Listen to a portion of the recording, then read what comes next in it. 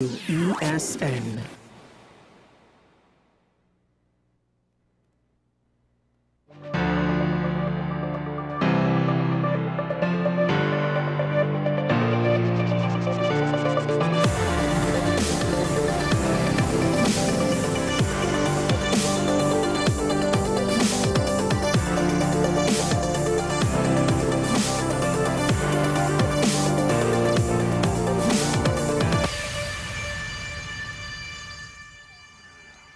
Results often need to be properly framed, put into the correct context in order to understand them, to appreciate them, and to determine what can be learned from them. And while one could argue a lot of our Olympic results were disappointing, I want to once again highlight our unfortunate but respectful and very much appreciated fourth place finisher in the 400-meter final, Jerome Richards, as well as our seventh place finisher in javelin, Kishon Walcott.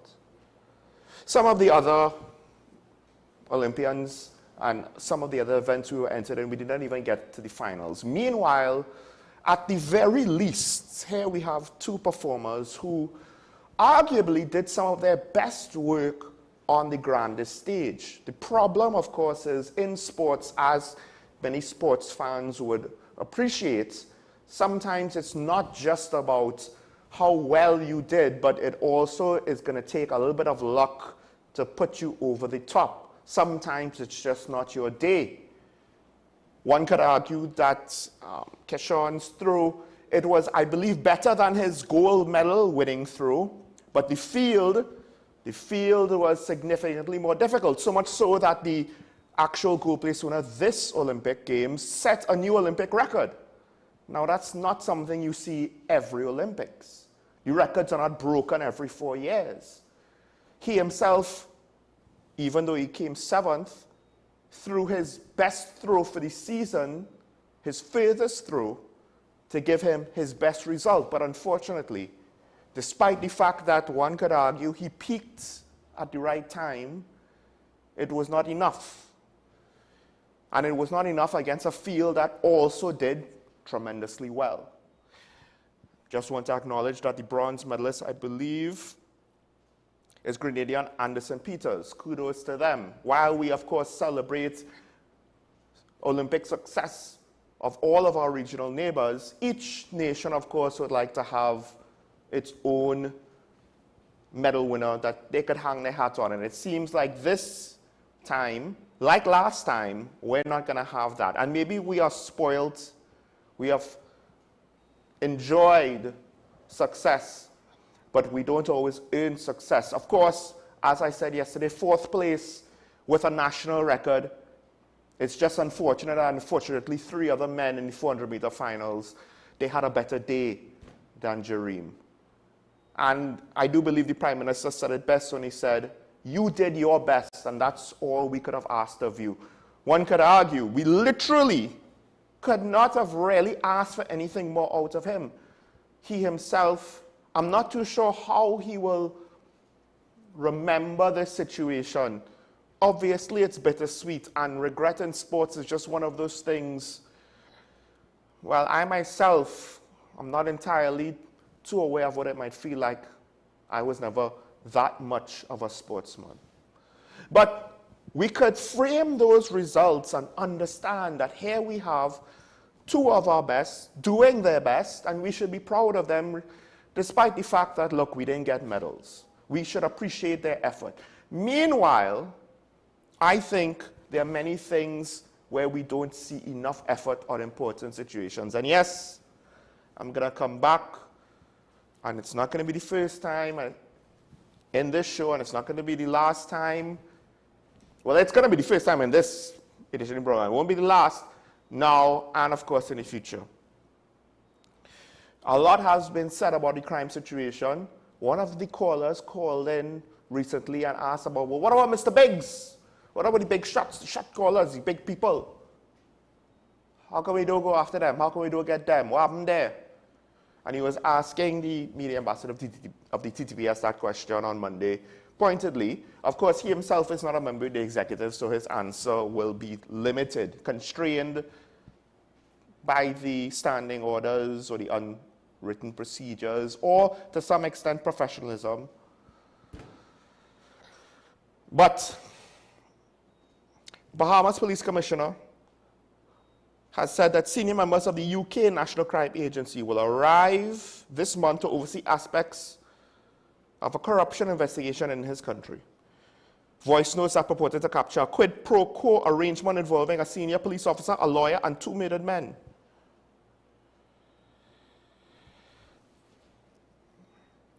And I do wonder, to what extent has it reached the point where we don't just need to be asking to see more done and to see better done, but we need to be more pointed and say, look, first of all, we're not actually seeing national records being set. We're not seeing season best performance, which is respectable as opposed to just, better than poor. There's very little context or framing that we could put to couch our national security situation and our crime situation. One of the things that I think we do not ask about enough, we ask the first question, yes, why do they do nothing about corruption? How come nobody gets charged? How come this, how come that? But think about it. Whenever anyone speaks about corruption and the lack of investigation into corruption in TNT, it only gets to the first question. It never goes beyond that. And I'm saying, well, all right, maybe we should go beyond that. Maybe we should plow past that first question. We already know what time it is. We already know what's going on. Very, very little accountability with regards to various different, because it could be in the police service, in the National Security Ministry, throughout other ministries, the public service, and of course, amongst elected officials. And not enough is being done. And I said this about the border, now I'll say it about corruption. Perhaps we should look at another country who said, you know what, I ain't too proud to ask for help. But the cynics, of course, and to some extent rightfully so, will say, well, of course, they don't want outside help to look into corruption cases. No politician wants to do that. And why? Well, of course, the implication is if you close all the windows and you lock all the doors, then you can't thief from the house. It's that simple. And unfortunately, because like our neighbors, our country is small, that means that it's difficult to find people who are untouched by the corruption. It's less likely. That's why in America, the FBI is so necessary. Because when you have corruption in New York, it's going to be difficult, even though New York is something like over 4 times our size, I think 5 times our size, or almost 6, more than 5, less than 6 times our size. It's not as though they are not going to be victims of their own corruption amongst their own authorities. And it's the same thing here. But because of our smaller scale, it's compounded even more. And I said this about the border, and to some extent, look, I get it. Resources are not available. Of course, the government doesn't want to admit that because they sold us a bill of goods about things are fine and we are fine and things are going great. And look at the IMF report. This year, last year, the next year, they say positive things. Just don't look at the accounts for the next 2 years. Don't study that right now. We have an election coming up. Don't worry about the election coming up. Look at the IMF report. Look how good the economy is doing, right? Don't study about the fact that the Coast Guard vessels apparently can't go out to sea for nothing. So at the end of the day, because there are questions about corruption in the Coast Guard, I'm saying questions. But I don't know why, but it seems as though nobody cares about getting answers. And it's not a good look if you don't care about getting answers. In fact, it's a suspicious look. Suspicion does not mean guilt, but to the public, it does mean, I think, to some extent, a dereliction of duty. So, will we bite the bullet and ask for help? Or will we mama guide the public to make them think everything is fine? Don't study the burning walls of the house. Don't worry about the ceiling about to collapse on our heads. Don't worry about the fact that there's no longer enough oxygen in the room because everything's on fire. We can't breathe. Somehow, everything is going to be all right. All right, with that said, let's get into some of the actual meat of the matters today with the Daily Review.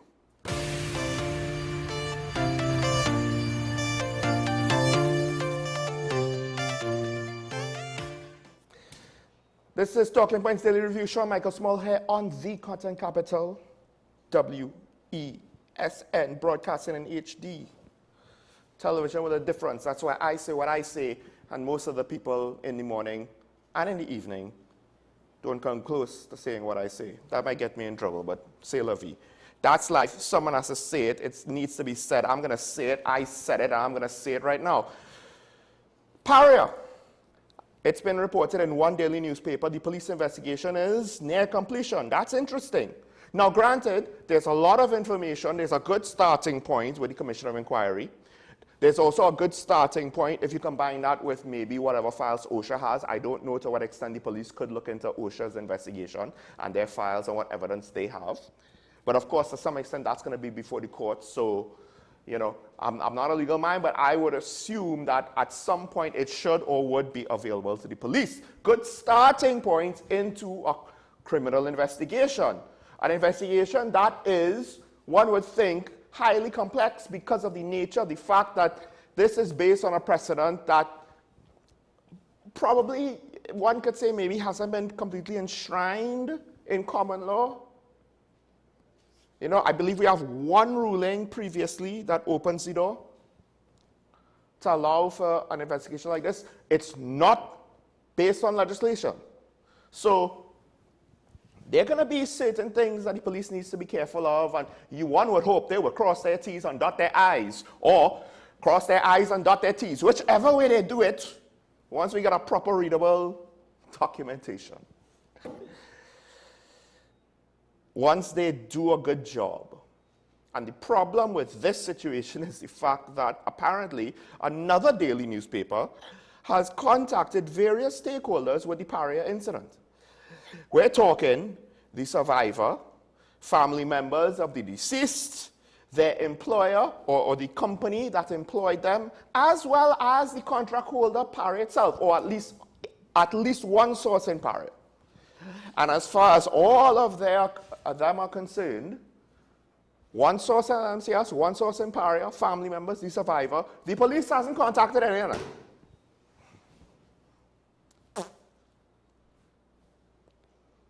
One would think that at the very least, you would need to speak to the people who were there with regards to, on that day, what happened with the rescue attempts. And that would include the various officials of Paria who were claiming responsibility at the time and who probably wish they could, you know, divest themselves of responsibility of those things now. Of course, it also includes LMCS. The officials of LMCS who was there, the sites who were not in the pipe. And then, obviously, it would have to include the people like Mr. Boudram, like the divers that pulled him out of the bell, who actually, somehow they were able to go in, but no further rescue efforts were allowed.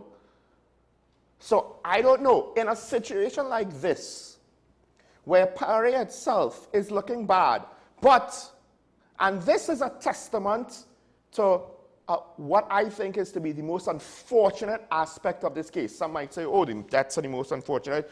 Ooh, the alleged cowardice of Paria is the most unfortunate. The incompetence of Paria, the willingness of LMCS to be complicit with Paria to put their employees in this situation. Oh, no. That's not the most unfortunate aspect of this case. The most unfortunate aspect of this case is the fact that for the most part, The people in control of the situation, the people with the most direct responsibility, are essentially trying to say as little as possible and hoping you forget about it, and for the most part, it seems to be working.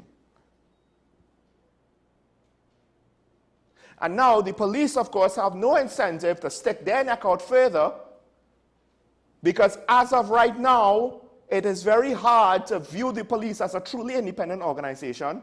They might want to claim to be. The Service Commission might want to claim to be. But given events, it's difficult to believe that based on how they communicate, what they do, what they say. And thus, we have a situation in Paria here where if this investigation is seen to be mishandled, perceived to be mishandled, not only will it further damage the reputation of Paria, it will further damage the reputation of TTPS. But here's the kicker. To some extent, the people in control who allow this to happen, who choose for this to happen, are relying on the fact, with some degree of certainty, with some degree of reliability, that we, the population, will do this. I see nothing. I hear nothing. So I say nothing. Paria is just but one example of something that, if it happened in the United Kingdom, if it happened in France, potentially if it happened in Canada, although Canada's politics seems to be a complete mess, if it happened in the US, it potentially could have toppled political careers. Not in Trinidad. Oh, no. No. Nothing to see here. Everything's fine. 4 men just died. And no one really has to take responsibility. Hopefully, at this point, the best we as a country could hope for some kind of consequences for what seemed to be one of the worst crisis management that we have seen, that undermines any sort of confidence that we are able to deal with things like this in the future, is the OSHA case. Because when we had the NICU situation, the parents lamented. We weren't interviewed. And ironically, I believe the Ministry of Health and the NCRHA and Port of Spain General also lamented they didn't necessarily interview us either. But that is them. This is us. Didn't like the fact that PAHO didn't conduct interviews with the people involved. Don't like the fact that the police apparently, allegedly, based on reports, are not speaking to the people involved. Because to some extent, if you're not going to speak to Christopher Boudram,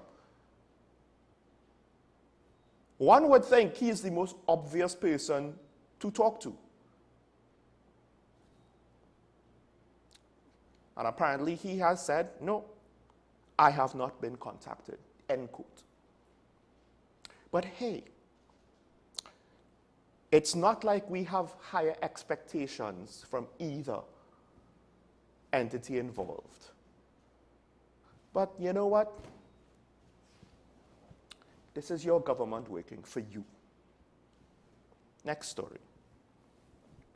Of course, there's to some degree of irony, we're going to shift into not quite so critical stories, but one of them, I guess you could say, is, first off, this is something that happened a few days ago. Haven't been able to get to it till now, but I think it's still important to speak about. This is at the National Energy Skills Center tour on August the 6th, so 3 days ago. The Energy Minister, he expressed confidence that the agreements between TNT and Venezuela will not be negatively affected by what's going on with regards to Venezuelan politics and American politics. And my whole thing is, I understand where he's trying to come from, because he's saying we have commercial agreements in place. However, I do not know if he is just trying to run cover, play defense, not have us panic, or not have the government face criticism. But given the history of the people involved, and based on recent history, I would like to ask exactly, In what world would a commercial agreement stand when on one hand you have a Venezuelan government that had a history of privatizing, not privatizing, of claiming or taking over private assets and private businesses? Because one would think ownership has a certain implied level of legal agreement with the government. I own it, therefore you can't take it from me. But apparently it didn't stop Venezuela there. So why should we think that they would 100% honor these commercial agreements? It's not as though consequences are something that they are always afraid of. They've already got hit with sanctions. That hasn't necessarily stopped some of the excesses of their behavior. What is a commercial agreement to renege on? If it ends up being in their best interests. However, the details work themselves out. And that's assuming that things don't get even more volatile and break down, depending on if both sides are in such disagreement that we get more unrest and strife. There needs to be a government to honor the agreements in the first place. And depending on how bad Venezuela gets, let's not put Haiti or anything like that on that level off the table. That would be naive. And then on the flip side, so what if we have commercial agreements? Sanctions don't care about commercial agreements. That's why Western companies left Russia when the Ukraine war happened and when sanctions hit. So what? If politically, the United States, whether for their international policy positions or for their domestic politics, thinks they need to sanction Venezuela because it's difficult to make a great case that free and fair elections have just occurred in Venezuela. And it's not just the US saying so. Various Latin American countries, I think like 6 to 8, have come out against it. And it's not like we could take Ralph Gonzalez's word for it. He's already been called out by some of the political analysts in the region already. He's speaking out of his own agenda's mouth. So why is commercial agreements going to stop sanctions from occurring? I don't understand.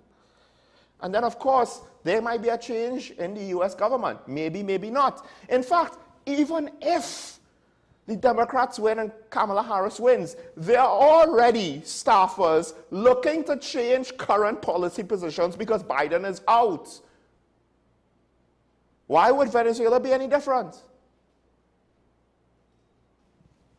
Well, of course, some of these staffers are more to the far left, and maybe they support Maduro. I'm not sure what the actual stance would be based on what the change in the winds of the American presidency might look like if Kamala Harris wins, because with Trump it's obvious, with her it's less obvious.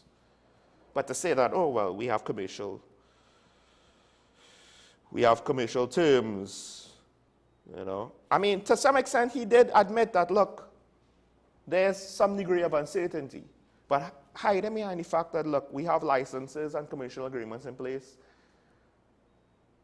If he truly believes that that's somehow going to be ironclad, sacrosanct, never to be broken, I think that that sounds like someone more politically naive than I think Stuart Young is.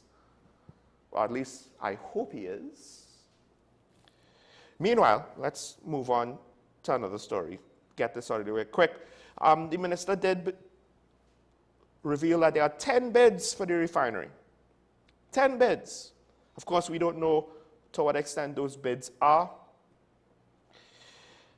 And he has also revealed that, look, the ex-quarry sites, I believe for illegal quarrying, they're looking to use as locations for potential future solar farms. Now, with regards to that last news item that I just said, that's an interesting idea. One of the things that a lot of people do not know, including the environmentalists, because I will not I'm not saying that I am anti-environment. I just don't count myself with most environmental activists because half the time they speak out of sheer ignorance. When you have a new housing development or a new business being built on land that has not been already paved with concrete, activists will point out the fact that, you're destroying the ecosystem, you're removing flora and fauna, blah, blah, blah, blah, blah. But when you have a solar park, they don't say that. Meanwhile, if you look at solar parks, one of the things that's near universal, a near universal attribute of them, is the amount of sheer space it requires. And you don't leave the trees and the animals among the solar panels, at least not yet. Maybe in the future they'll make solar panels that somehow could be integrated with the, I believe there is technology to use photosynthesis for better electricity generation. But until that day happens, right, that's about over a year ago that development was made, but that might still be in its infancy. In the meantime, a solar farm means you clear out everything. You clear out every animal, every organism. You clear out just about every plant except maybe the grass on the ground. And even if you didn't, the panels need the sunlight, so you'll be blocking the panels from the trees. So you can't just put panels over the trees. You clear out the ecosystem. So if it's for houses or businesses, we're destroying the environment. But for a solar farm, we have no problem destroying the environment too. If it's for oil and gas, they lament, but at the end of the day, a significant amount of harm is done to the natural ecosystem just to put a solar farm on. And the benefits are usually overestimated because of grants and subsidies artificially depressing the price of that electricity. However, utilizing a site that has already been mangled illegally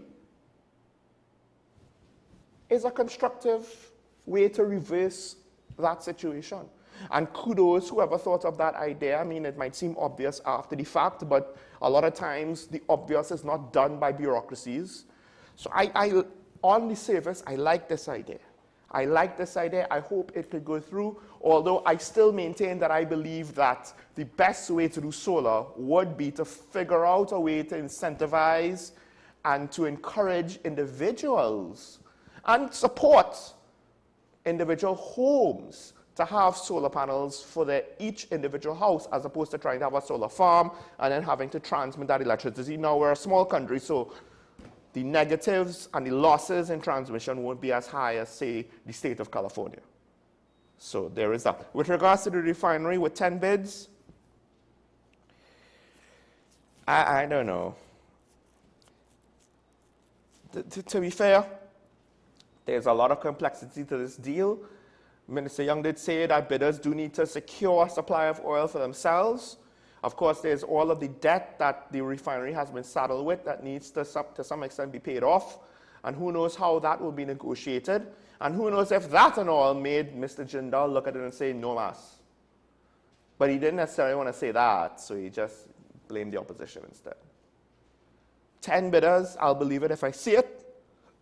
Probably we won't see it because this is not the first time the government has said people have interest in the refinery. And yet,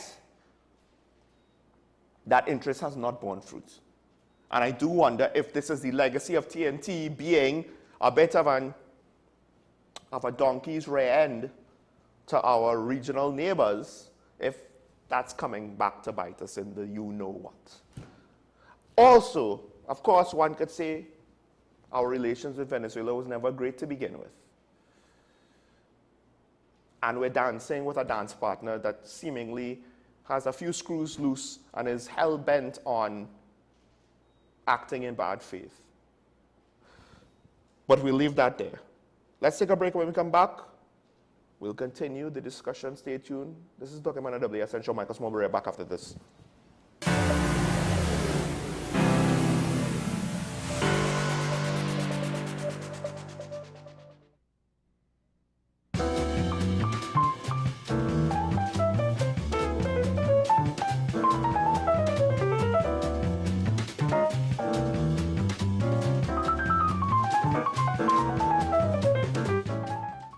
Transform your home with PCU Plus. From stylish furniture to the latest appliances, we have everything you need to create your perfect space. At PCU Plus, we offer fair prices and affordable financing options that are cheaper than hire purchase agreements. With convenient locations in San Fernando, Tobago, Arima, and our lifestyle showroom in Barataria, you're never far from the best deals. Visit PCU Plus today and discover why we're the top choice for quality furniture and appliances. PCU Plus, quality you trust, prices you'll love. Visit one of our locations or find us online to start transforming your home today.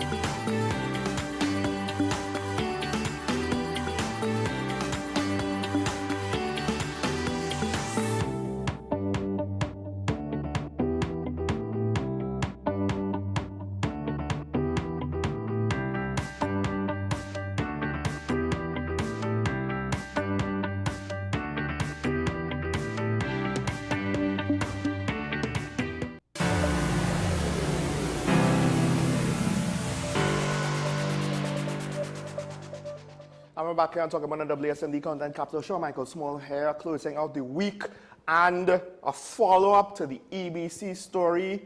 Dr. Shay Mohammed, you may recognize him as someone who has been on the program semi-regularly.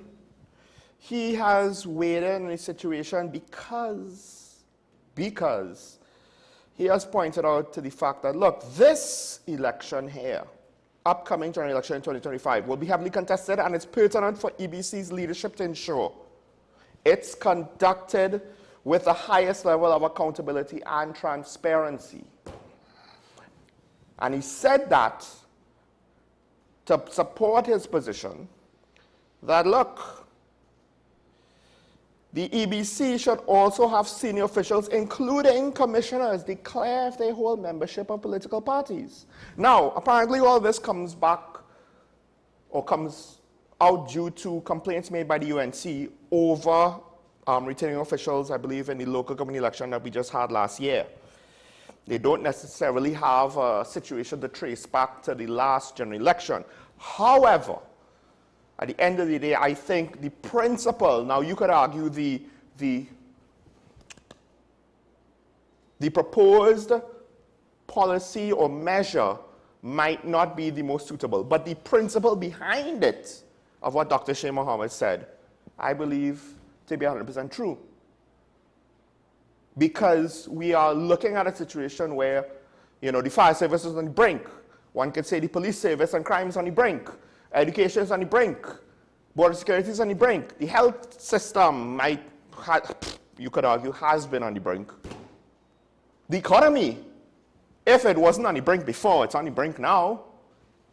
Unfortunately, the engineer cannot necessarily engineer a way out of it for us, so he engineered a patchwork, temporary band-aid measure that we're going to have to pay for within 10 years. And the question is, will we be able to afford that payment if it's the only one, assuming we won't have more debt.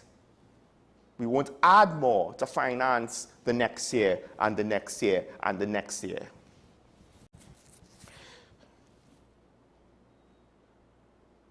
Because transparency for elections, you know, why are we knocking it? And he said something similar with regards to the Prime Minister that I said. Right? The concern about the PNM not being consulted on the issue made it seem like the PNM was running the EBC. If the UNC was consulted on the issue, the PNM was on. Now, the UNC made complaints. I don't know to say that they were consulted. More importantly, this would technically, in theory, affect both parties equally. And if one could say that this is not going to affect both parties equally, then first we would say, well, please explain how, provide evidence for the how, you know, because we have to find out why would it not affect both parties equally. Is it a bad thing if it affects both parties unequally or equally? Is it a bad thing that it affects political parties in general?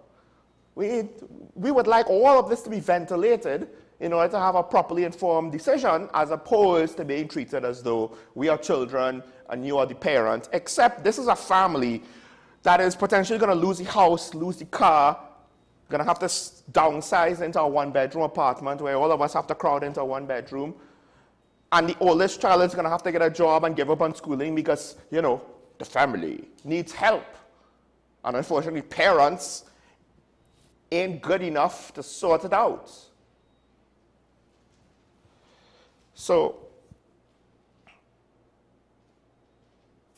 more transparency for elections, I think, would help because, and I think the EBC, it's in the interest of the EBC to do it, because expect some sort of complaints about unfairness and lack of transparency in 2025. It's almost like if you could just pencil it in. The following morning, we're going to need to put half an hour, 50 minutes or half an hour just to speak about that. Just expect it to happen because, you know, we can't actually expect or have expectations of things being done properly, or at least for things to have the appearance of being done properly. We're going to have to, at the very minimum, go through the motions of that discussion, regardless of how good the evidence is for or against or what have you. All right, let's move on. Let's not harp too much on this. Just to touch on the dengue situation. Now, originally, we were at 666 confirmed cases with 5 confirmed deaths. Now that has changed to 6 confirmed deaths. It is not, I'm not entirely sure if they're including one case where I believe the family's doctor or the autopsy is pointing to dengue being the cause of death of a penile straightener. But at the time when his death was reported, I believe the Ministry of Health was not counting him officially. They increased the count to 6 deaths, but based on the reporting that I have read on the matter, maybe I missed one report, they didn't necessarily say who or what was the circumstances of the latest death. The reason why I wanted to point out about this situation is how he passed away, where he had serious symptoms. This is the gentleman in penile.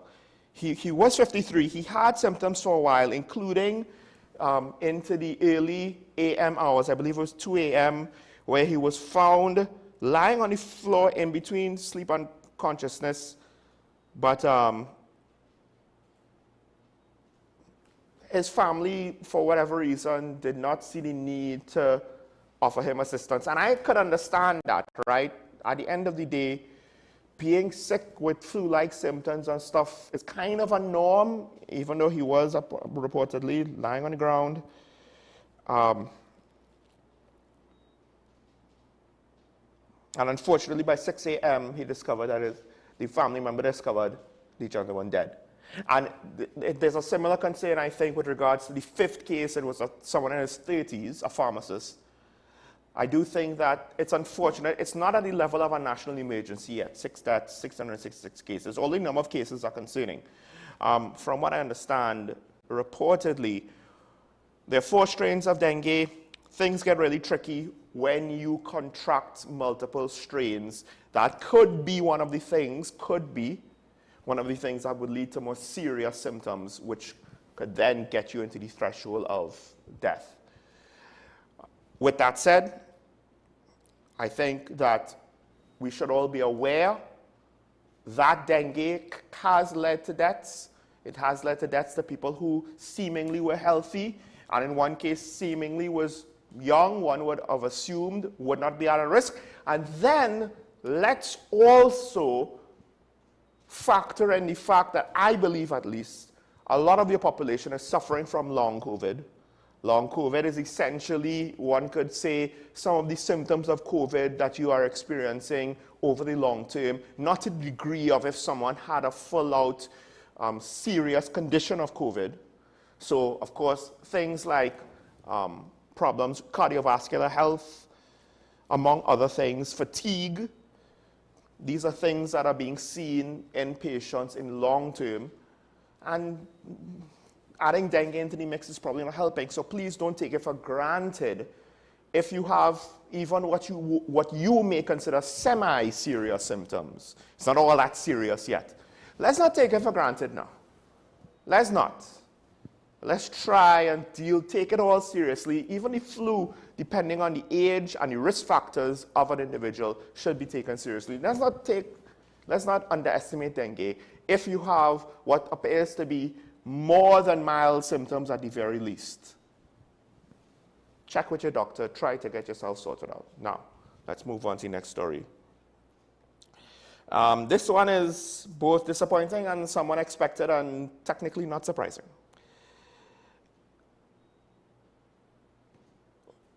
Stakeholders are concerned about school repairs. They have not been giving updates from the Ministry of Education with regards to school repairs, and they're concerned that life and safety of the people that goes to the schools. This is from Tutor President Martin Lumpkin, that require repairs and infrastructure work will be placed in serious risks. Tutor is warning that the union will not accept the badgering from the Ministry of Education of our administrators to have school deemed fit for reopening. And there is enough precedent for that where I can't say that such a remark is out of pocket, right? And the NPTA president also expressed concerns about some schools that are yet to be repaired and stressed that this vacation period is the ideal time for such work to be done.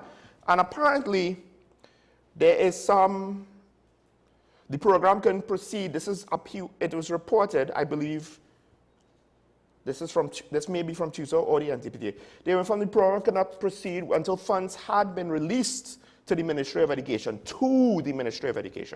But we are of the view that during the 2 month vacation, that's the best place to do them in that period. And it makes me wonder if it's similar to what happened with regards to certain road repair projects that we did not necessarily see being done in full force during the drier than normal dry season. We see some of the work being done in the wet season, in what might be a volatile wet season, where we already had a hurricane scare. Luckily, God is still a Trinity on that front. We take it for granted. We ain't prepared for that sort of calamity. So, we're in August. We're a third of August out of the way, and these questions are coming up with over half of the July-August, aka what I would call the summer vacation, over. And Tutor and the NTPTA, I believe, have pertinent concerns with regards to what's going on. And don't be surprised if we have, come September, we have the teacher issue, because apparently to hire teachers, we could push that exercise back to September the 30th. Don't mind school opening September the 2nd. And why are we surprised that we're going to have a same situation with repairs being delayed, aka not being complete, aka, well, the schools reopen? That seems to be the song and dance that happens at the start of almost every term. And I believe this is to be, to some extent, a continuation of what happened with EFCL. And it begs the question, does MTS have a significant bill of unpaid money? The Ministry of Education have significant debt to MTS. Does MTS have a set of outstanding balances that the Ministry of Education just cannot pay? Because apparently, you know, the funds to do school repairs before September, they weren't released at the start of July, when one would think with proper planning, because engineers at the very least should be able to plan ahead, but apparently not always. Or maybe it's not about planning. Maybe the stark reality is we don't have enough money. And we have cash flow issues that they don't want to talk about. That's why the border doesn't have enough resources. That's why the schools don't have enough resources. Ministry of Health doesn't have enough resources. The fire service doesn't have enough resources. That's why police officers have to pay for dog food and feed for the horses. That's why road repair had to be suspended at times for a year, and they had to wait until the rainy season. But You know, your government working for you. All right, let's switch gears now. Speaking about resources, one aspect of the country has determined it cannot wait. Not that it's going to do the job all by itself, but it's going to do what it can. In what I understand to be an impromptu press conference yesterday, the various stakeholders of Tobago came together to speak about what they intend to do insofar that they can do for crime in Tobago. Let's cue this.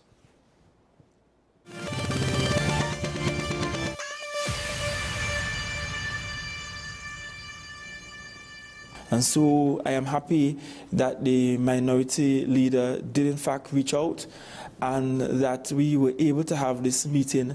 And on common ground, we can stand together this afternoon to reflect upon where we are at as an island and what we intend to do as an island, even with the resource constraints that we have.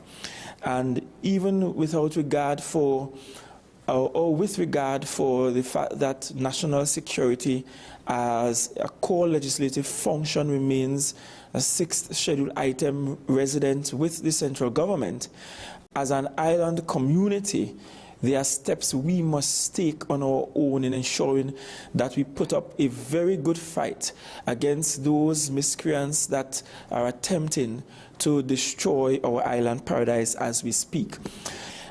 In the interim, at least, until we are able to get the necessary assets to the Coast Guard that they have been wanting for quite a while. And so the decision was taken that in this intervening period, while we await the Ministry of National Security being able to provide the Coast Guard in Tobago with vessels, that we will provide the Coast Guard in Tobago with two things. One, will provide them with access to land-based transportation so that they will be able to make it in between their two operational bases and drive around the coastline of Tobago. So we have an operational base at Charlottesville and another at Scarborough, and there is a need for them to be able to physically move from base to base in order to do their reconnaissance. And so we'll provide land-based transport for them. Secondly, the Tobago House of Assembly will immediately see to procure by way of rental of appropriate vessels. We are looking at two, perhaps, fishing vessels. We won't have the funds to do large vessels, the kinds that the Coast Guard is accustomed to, but we want to procure two vessels by way of rental vessels, and we are not talking about those little pirogues. We're talking about vessels that are a bit larger than that, with specs that the Coast Guard will share with us, that will allow for some mobility along the shorelines of Tobago and mobility in and out of our marine park area. More than providing social programs and training programs, which we have a plethora of, we are looking at how can we empower the community to take charge of its social security needs. How do we empower the community in such a way that the community is in fact brave enough to stand up to these criminals and to say, look, not my community, try somewhere else. We're talking about empowered communities that are willing to report criminal activities, empowered communities that are willing to shun criminals and to say, look, you are not welcome in my community. I wish to speak to the accommodation sector and those in the transportation sector, in particular those with rental companies. Through TITL, we are going to create a platform that every guest house, every Airbnb, every hotel, everyone in the accommodation sector, and every car rental can put into a database everyone that comes to rent a room or a car here in Tobago. This database is to allow us to have in real time information of who is staying where. The reality is that those with the propensity to commit crimes are very mobile. They tend to sometimes rent 3 and 4 places, 5 places around the island, and they move about quite often. And so by you ensuring that you report through this database, you voluntarily report through this database, you can in fact keep your families and your establishment safe. That there are just over 180 cameras that are installed and fully functional on the island. And we are still challenged by the fact that these cameras feed the information to a centralized base in Trinidad. And sometimes it's a bit challenging getting that information readily available to the local police force here in Tobago. And so we have explored ways in ensuring that we can have that access to the localized force in a faster time frame. But more than that, the Tobago House of Assembly itself is doubling down on a previous commitment of ensuring that all of our camera systems across all of our properties across the entire island of Tobago are connected through one network, and that network is being monitored daily, 24/7. We have agreed that we are going to begin some community engagements as a team, and I'm happy that the minority leader has agreed that he will join me along with other members of the national security apparatus.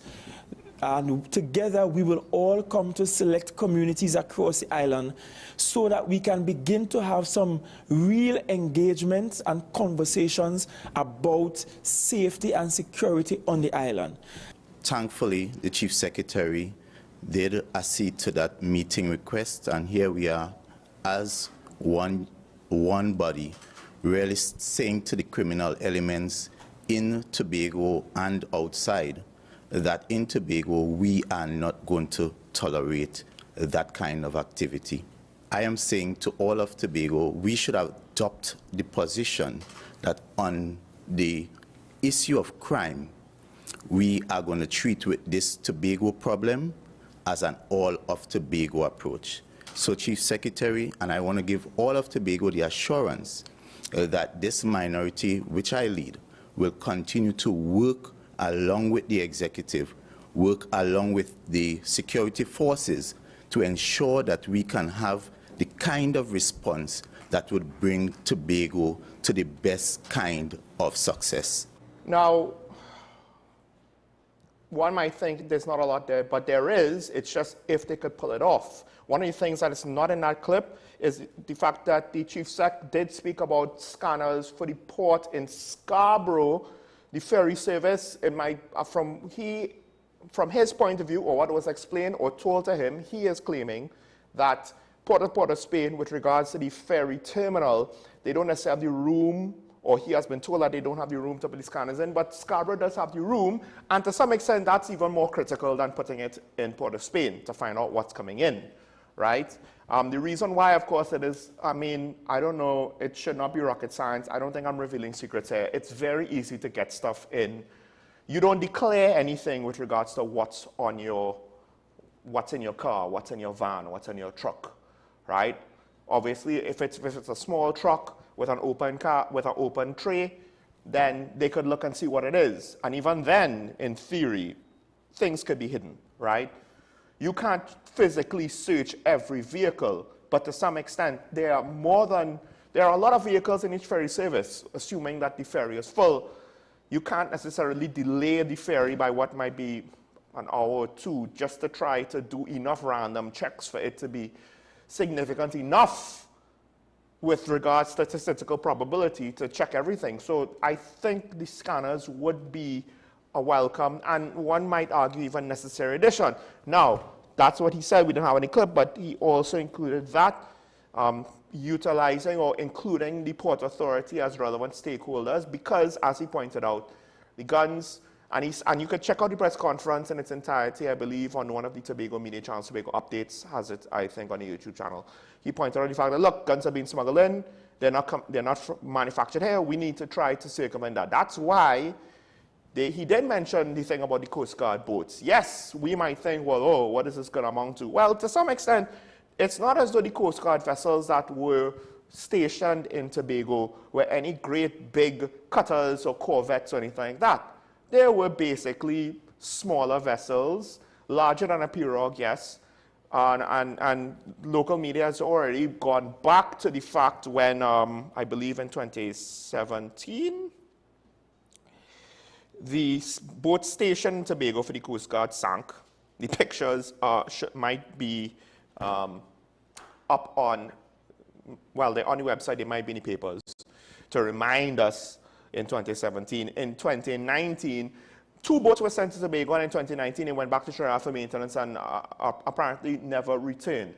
So the type of fishing vessels that the Chief Secretary is talking about is not pirogues. We are probably looking at something bigger along the lines of charter boats that have more powerful engines, greater capacity, stuff like that. To what extent that's going to be effective, we don't know. Also providing Coast Guard with vehicles to patrol the island, to try to help patrol the shores and to provide some sort of operational linkage, transportational linkage between their 2 bases. That might be a practical necessity. And the fact that the THA has to do that, to have to provide the Coast Guard with assets at all. He said it's an interim measure. I find to some extent it is relatively disgraceful. I'm going to pull out that word for this situation, that the THA is going to have to do it. Meanwhile, you know, we have an airport that cannot be justified by the economic activity based on our tourism numbers.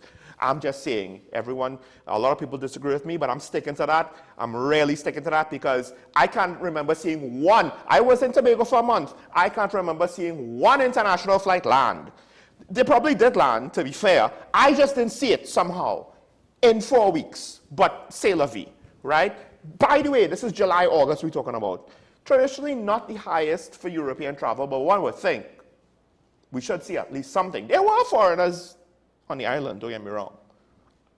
I just didn't see enough traffic to even come close to 3 million passengers a year. Now, of course, some of the things that GSEC said, we might not necessarily, how to put it, appreciate it. We might even want to kind of like rubbish it or make people brave enough to shun criminals. Well, to some extent, that's what the TTPS is saying. If you accept your family members and their illegal money and you don't question, where did you get this new TV? Where did you get this new car? Where did you get this new fridge? You are slowly but surely positioning yourself to be complicit. And then all of a sudden, guns and drugs are being hidden in your house. And if you get raided, you cannot complain. I didn't know. I'm not involved. Yes, you were, because you benefited from the proceeds and you didn't ask where the money came from.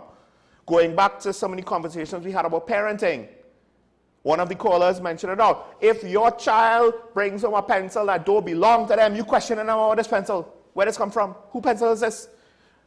The example, of course, is the mother who reported her own son for theft, because she knew that she didn't buy the clothes and he couldn't afford them himself. He wasn't working. So she put the 2 and 2 together. That was quite obvious. He got it the wrong way, reported him. And essentially, that's where Father was coming from with regards to the community outreach, to empower them to feel secure, to do that kind of thing, but even more importantly, to report on crime. But I think the database situation, hear me out, this is going to be a controversial statement. This is going to really touch on some freedom, private rights, freedoms, but I do wonder if it should be mandatory. Now, the licensing office should have a database for the police with regards to car ownership, driver's licenses, which will also have addresses of citizens already. We don't have that. I don't know if it's because their database is just not good enough or robust enough to be considered reliable enough for the courts, but we don't have that. That's a shame. There's a reason why these sorts of things, 21st century policing utilizes these things a lot. We don't have it. That means that our policing is stuck in the I don't know what, maybe arguably to some extent the colonial age. Meanwhile, databases like this work on the same principle. The problem of having it as an opt-in situation when you volunteer the information is that, to some extent, it leaves room for the criminals to coerce you or to threaten you. That is to say, the businessmen of these rental businesses. There's room for them to basically threaten them and say, don't report your situation. Some people might be bribed to do so, some people will be threatened to do so. And for their own safety, they won't report it. That's just how things goes.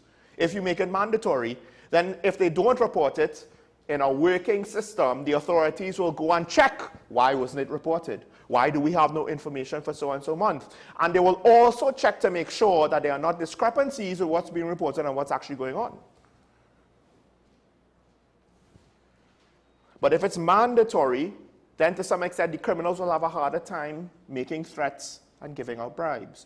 Not that it can't still happen, but at some point it makes it gives a certain level of protection for the businesses involved when they have to.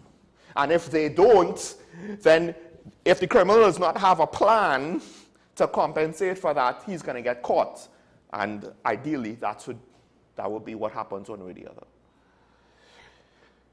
But I was going to say the most important thing of this press conference is we had a minority leader show what an opposition responsibly should be doing in a crisis of this magnitude where people are dying. And we had an executive show what it should be doing in a crisis of this magnitude where people are dying. And that is to say, to get off their collective rear ends, to put their pride aside, and be willing to have dialogue and come together. And one might say the minority leader support in Tobago is going to be small, insignificant. Well, no. There are still going to be a lot of PNM voters. And if the Security Council and the security stakeholders want the message to get out there, having it being supported by the minority leader is going to make a world of a difference. Because there are PNM voters in TPP-held areas. You need everybody to come on board. And that's what the minority leader said. So somehow they could come together, toot sweet, quick snap.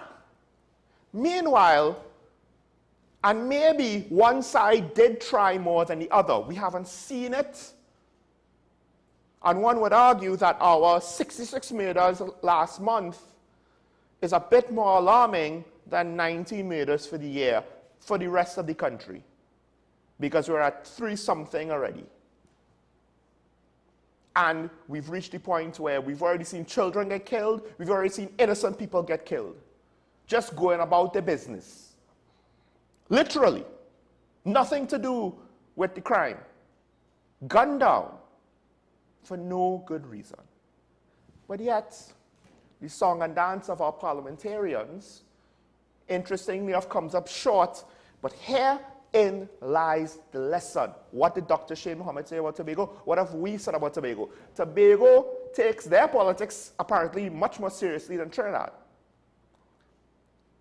So at the end of the day, I think the TPP, the THA's executive, the minority leader, the PNM, and also, by extension, the Tobago Council, they know what's up. They know that expectations are a little bit higher here than on the other island. They know that the voters ain't going to settle for the nonsense that the rest of the country is going to settle for.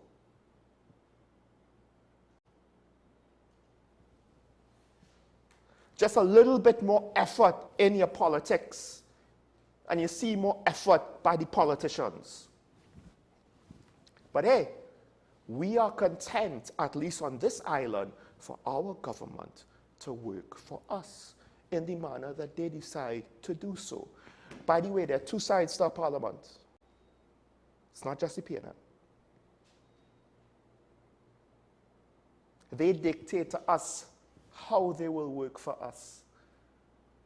It's almost as though they voted themselves in and we weren't ever part of that process. Maybe that's closer to the truth than we would like to admit. Kudos. As much as I still want answers over AudioGate, like the minority leader, we'll put that aside. This crime situation, this violent situation is big enough. It needs an all-Tobago response in Tobago.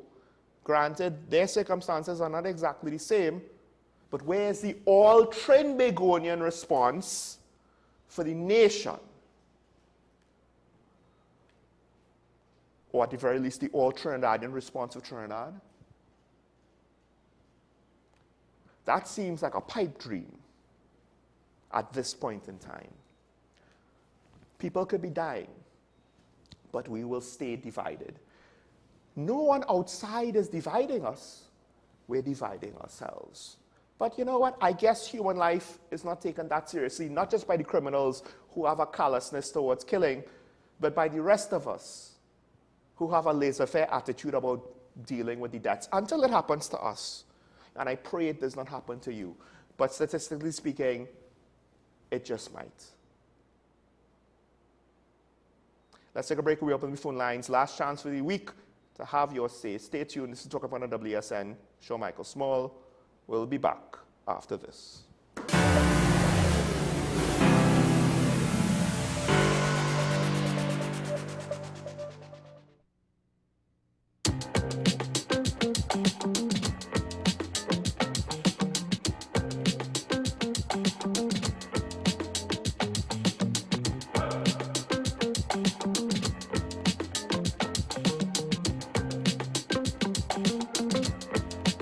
Transform your home with PCU Plus. From stylish furniture to the latest appliances, we have everything you need to create your perfect space. At PCU Plus, we offer fair prices and affordable financing options that are cheaper than hire purchase agreements. With convenient locations in San Fernando, Tobago, Arima, and our lifestyle showroom in Barataria, you're never far from the best deals. Visit PCU Plus today and discover why we're the top choice for quality furniture and appliances. PCU Plus, quality you trust, prices you'll love. Visit one of our locations or find us online to start transforming your home today.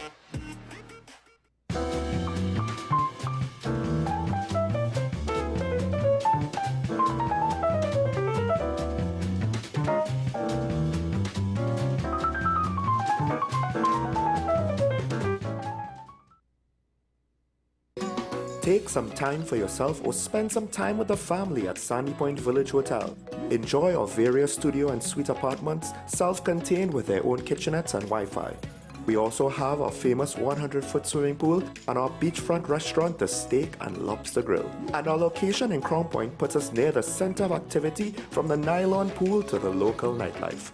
Call us and make your reservations at 639-8533, 389-2378, or email us at sandypointvillagehotel@gmail.com.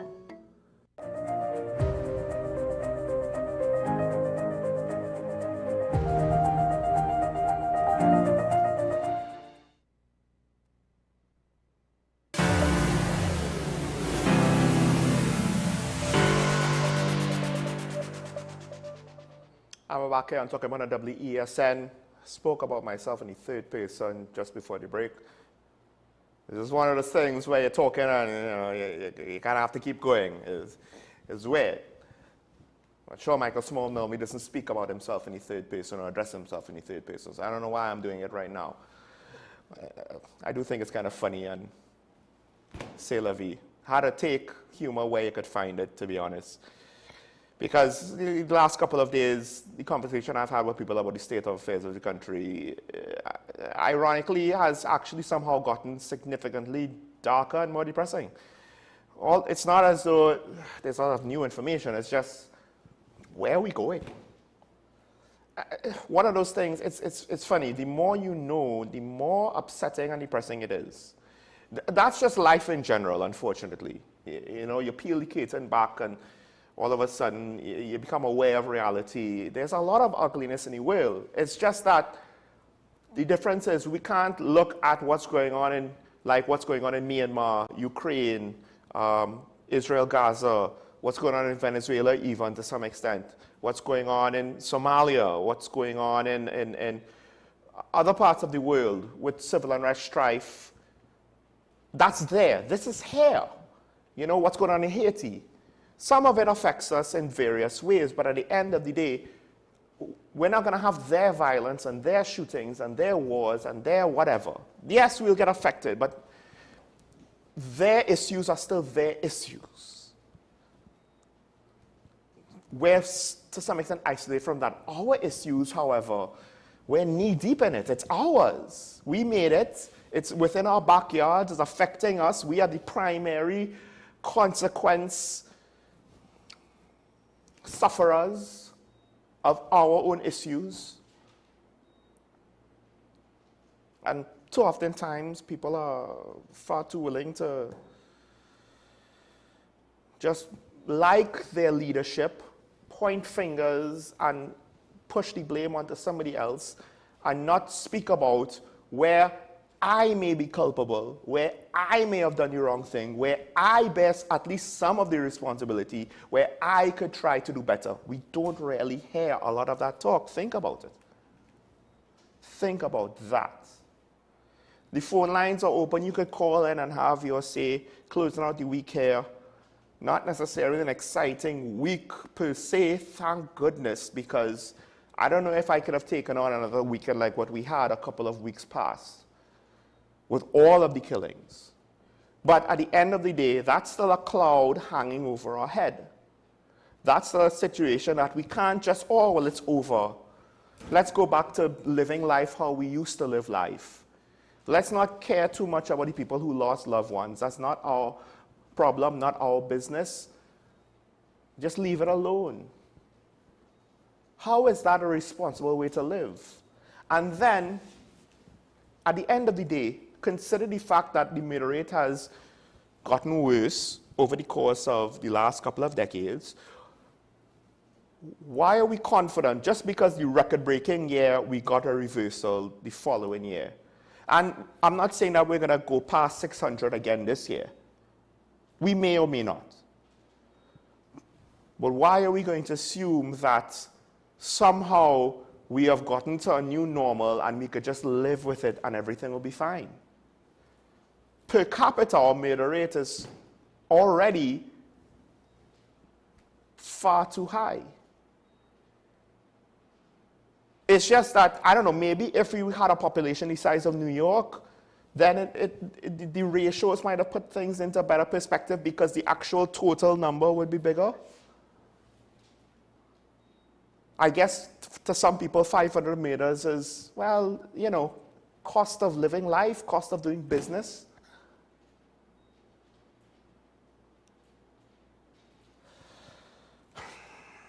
Meanwhile, we have to settle for what is, to some extent, a reduction in political productivity. Half the time the politicians are free to hide. They're free to not be held to account by the media. They're free to not speak about things that may have gone wrong. And then they complain, well, why don't you talk about the things that went right? Well, in part, why don't you tell us about it? Where are all of the press conferences of the things that have gone right? To some extent, we only get press conferences where things have gone so bad that they cannot be ignored. Like when a certain file from the AG's office disappeared and then reappeared, and no one, apparently, we were not given a report to account for that beyond that point. No one was punished for it. There was no disciplinary action. What happened? I don't know. San Fernando on the line. Good morning, caller. You're on here. Good morning, Sean. Morning. Let me get you a couple of things quickly with you. Yes, I looked at your program yesterday. Unfortunately, it wasn't live, so I had to look at it. I was out. So you talked. There was an issue with reparations. Mm-hmm. You know, and why not? I don't want to get into it today. I just have to say, you seem not to understand the argument behind reparations deeply enough, and I hope you have a program on this and we get into this one of these days.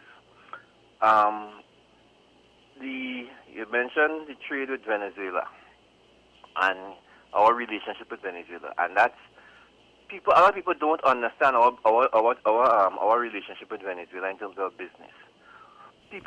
We have had a deep relationship with Venezuela over the years. Let me say, when Texaco refinery, when Texaco gave over the sold the refinery to the government and it became Trinidad, we relied on Venezuela for our base oils to run that blending plant that NP has that makes lubricants. Do you know we only in the early 2000s we started to buy base oils outside in the U.S. All our base oils previously used to come from Venezuela. All of it. All our toilet paper manufacturers, our paper, our raw material paper used to come from Venezuela.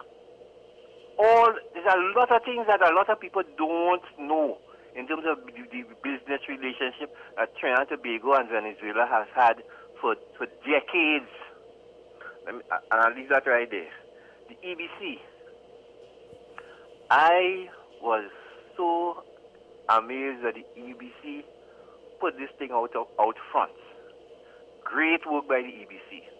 Let the politicians know, because it seems to me that it was heading this way, where eventually this was going to be a question.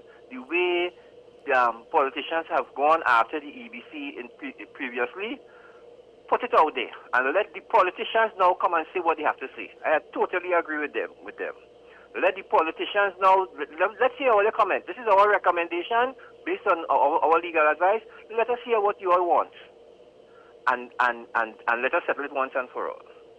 And my last issue is with Mala Dukaran. That article, because I mean it was a while ago, but I had to bring it up. Mala Dukaran's article on this errors and omissions accounts being so heavily weighted every year for the last 12 years or so. Mala Dukaran is correct, Sean. Politicians the government don't want to hear it, but Mala Dukaran is correct. If you go into this thing and you remember there was a time when we talked about on your program about where the money comes from to pay for. We have a thriving drug trade in Trinidad and Tobago, and that is paid for in foreign exchange. All those are things that where the money is disappearing and they can't account for it, and it speaks to the government's the weak statistical information collection that we have in the country. That is one of the things.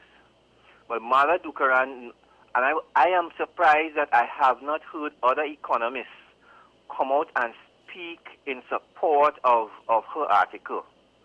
All she did, Mala Dukaran did nothing wrong. All she did is look and take a number that is there. She didn't invent anything, Mala Dukaran didn't invent anything. She looked at the information and said, wait a minute, and did so and looked at it in depth.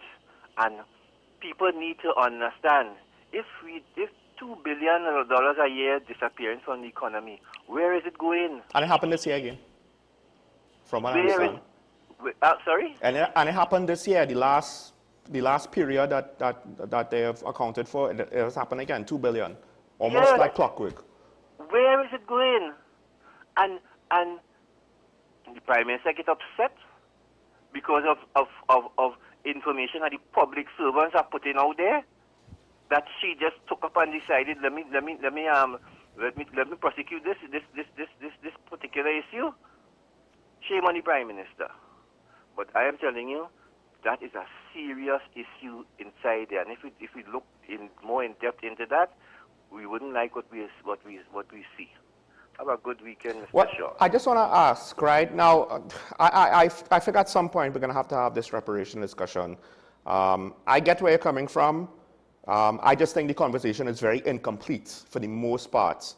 Not that everybody is incomplete, but what is, the media goes for sound bites. Sound bites are very incomplete. But I want to table that aside. Your comments on Venezuela, exactly what was your stance though on it? Like, I understand the point you're trying to make, but then how does that translate into the current situation? Caller's gone, caller left. Ah, that's unfortunate. Sorry, we have to go on the sunny line. Good morning, caller, you on here? Yeah, hello, Sean. Morning. I hear somebody else this morning seemed to be confused by the argument for reparation. Yesterday, somebody queried my position. So I was happy. I said, well, maybe now he will explain the argument for it. But maybe connection wasn't so good, but I didn't follow his argument. Because I find it difficult. Seems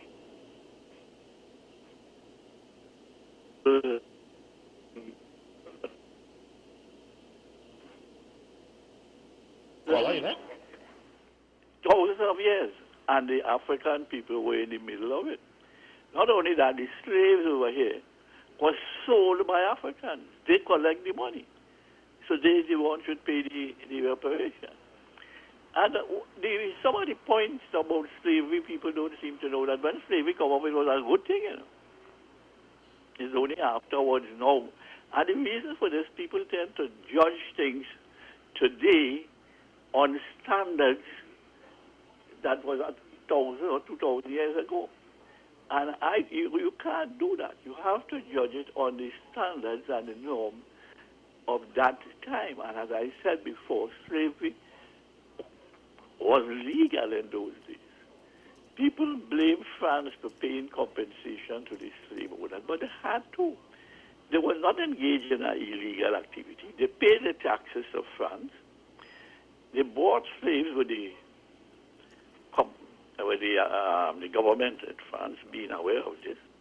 And when the French people interfered with their system of what was legally making money, then the French paid them compensation. You can't pay the slaves. The people who collect the money for the slaves, them is the one should pay. Any argument? And I agree with your caller. We should have a discussion on reparation. Any discussion? Any questions or queries? No questions. No questions. Thank you. All right, thank you, Gola. Yes, it might seem like a cop-out, but as much as we don't want to hear, and I'm not saying that it has to 100% go as far as the professor wants it to go. That's where the debate happens. But I do think that there's some merit included in discussion because, look, war is judged differently, right? What Israel is doing now was done by the Allies in 1942 to 45. The Allies do not seem to be immoral when they did it. A lot of German people died. Bombing was very inaccurate. That's why they did large-scale carpet bombing. Except when they completely missed the mark, the bombs had to fall somewhere, and they were hitting factories in cities. So it wasn't all the times that the factories were hit. Sometimes houses were hit. Were people in the houses at the time? Maybe, maybe not. Of course, the Germans bombed London. It derailed their whole plan to deal with the RAF. But at the end of the day, civilians were getting hit in war. In fact, civilians are being hit up in Ukraine. And I find it very interesting that a significant portion of the Western world seems to be quite don't care about what's going on with regards to civilians being hit in Ukraine. But civilians being hit in Palestine, not saying that one should be viewed differently than the other, but rather it should be viewed the same. So that's an interesting argument. I haven't necessarily myself considered that. I don't know to what extent I would consider it, to be honest. But I just thought on a technical level, all right, I see where you're going. We could include it in conversation. Whether or not it's in the final discussion, that's up to the conversation. We do have Tobago, which I feel it's interesting how this topic is coming up, even though I myself, I'm not necessarily looking to speak on it. Tobago on the line. Good morning, Collie on here. Good morning, Sean. Morning. Oh, very good. Well, the cat's already out of the bag. Yes. Thank the professor for calling in and clarifying his position. I'm breathing today. Obviously, people must know that the subject of the enslavement of the African is just as emotional to the African as the Holocaust is to the Jews. You can't say anything about the Holocaust. You can't deny it. You can't question the number that they say were killed. If you're in a public position, you've lost your job. All right? We know that. But everybody want to open up and talk about the enslavement of the African without any repercussions to that, right? That has to stop. First of all, we were not slaves. There's a mass distinction between slave and enslaved. Okay? So we were never slaves. Enslaved is the process of making a slave. They never succeeded. We fought every step of the way. All right? This is not an agreement we went into. As I gave you the example yesterday, where a slave, right, is somebody who accepts their role. This is who I am. Just like in India, you have the caste system, and you have people in that system that accept, I'm born into this rank, into this class, and this is where I'm going to stay, this is where I'm going to die. I'm not going to try to get into the higher strata, right? Because this is a legal system in their place. Enslavement is not a legal system. Nobody can make that a law, right? Because you have human rights. This is why the United Nations, around 2001, clarified the enslavement of the African as the worst crime to humanity. The worst crime to humanity. Crime is you're going against the law, all right? And they went against the law of humanity, and they cannot make that something lawful, right? That this is the law to obey. But that was part of the system that caused the need for this reparations now, is that you force me into a system that I don't want to be in. You exploit me. You build your nation, your riches, everything you have is off of my back, off of my blood, off of my sweat. And I get nothing for it in the end. When you were done with me, you just want to cast me away as an old shoe, and then you pay reparations to the people that you put in place to make sure that I produce the riches for you to build your nation, right? Just as France did, just as the English did. England did the very same thing to its plantation owners here in the Caribbean. Paid them, I think, about $20,000 in those days. Even you have heirs now who are coming forward, who have benefited from that, coming forward and saying, hey, that was wrong.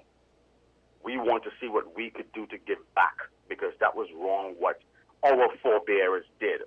So there are people who have benefited from the riches earned from the enslavement of the African, who's now waking up and saying, hold up, wait a minute. When I research this thing and see how my family made all this money, it was wrong. This is blood money. What can I do now to see how I can recompense and make up for something that my family did? We're saying that nations owe that to the African people. The British government, the French government, the American government, the Spanish government, the Portuguese government, the Dutch, Belgium. Look at what they did to the Congo over there. There's this King Leopold. Mm-hmm. You can't tell me that was legal. King Leopold killed over 12 million African people so he could produce rubber. You understand? That's not legal because he's a king. Well, and say, okay, this is a legal system, you have to accept it, is the way it was done. You cannot do that. Because as I said yesterday, and I'll end with this, right? The Holocaust happened under Hitler.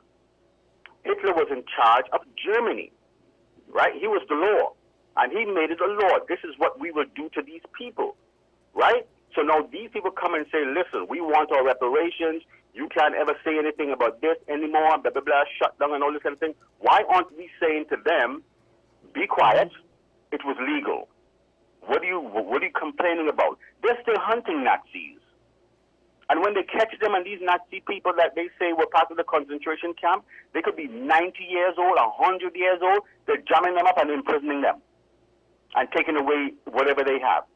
How come the world is not standing up and saying, hold up, wait a minute, that happened long ago, man, forget that thing.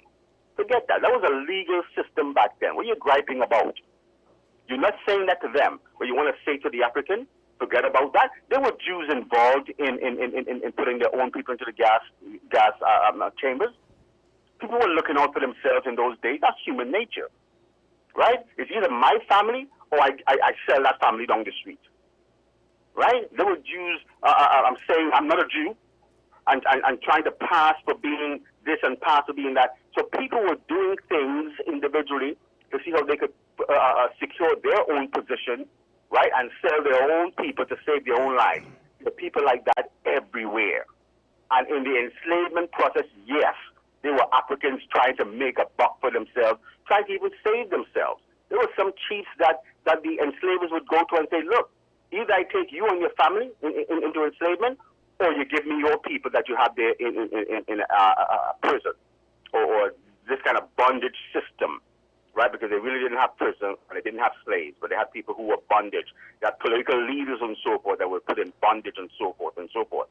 And those are the people that they would sell into enslavement.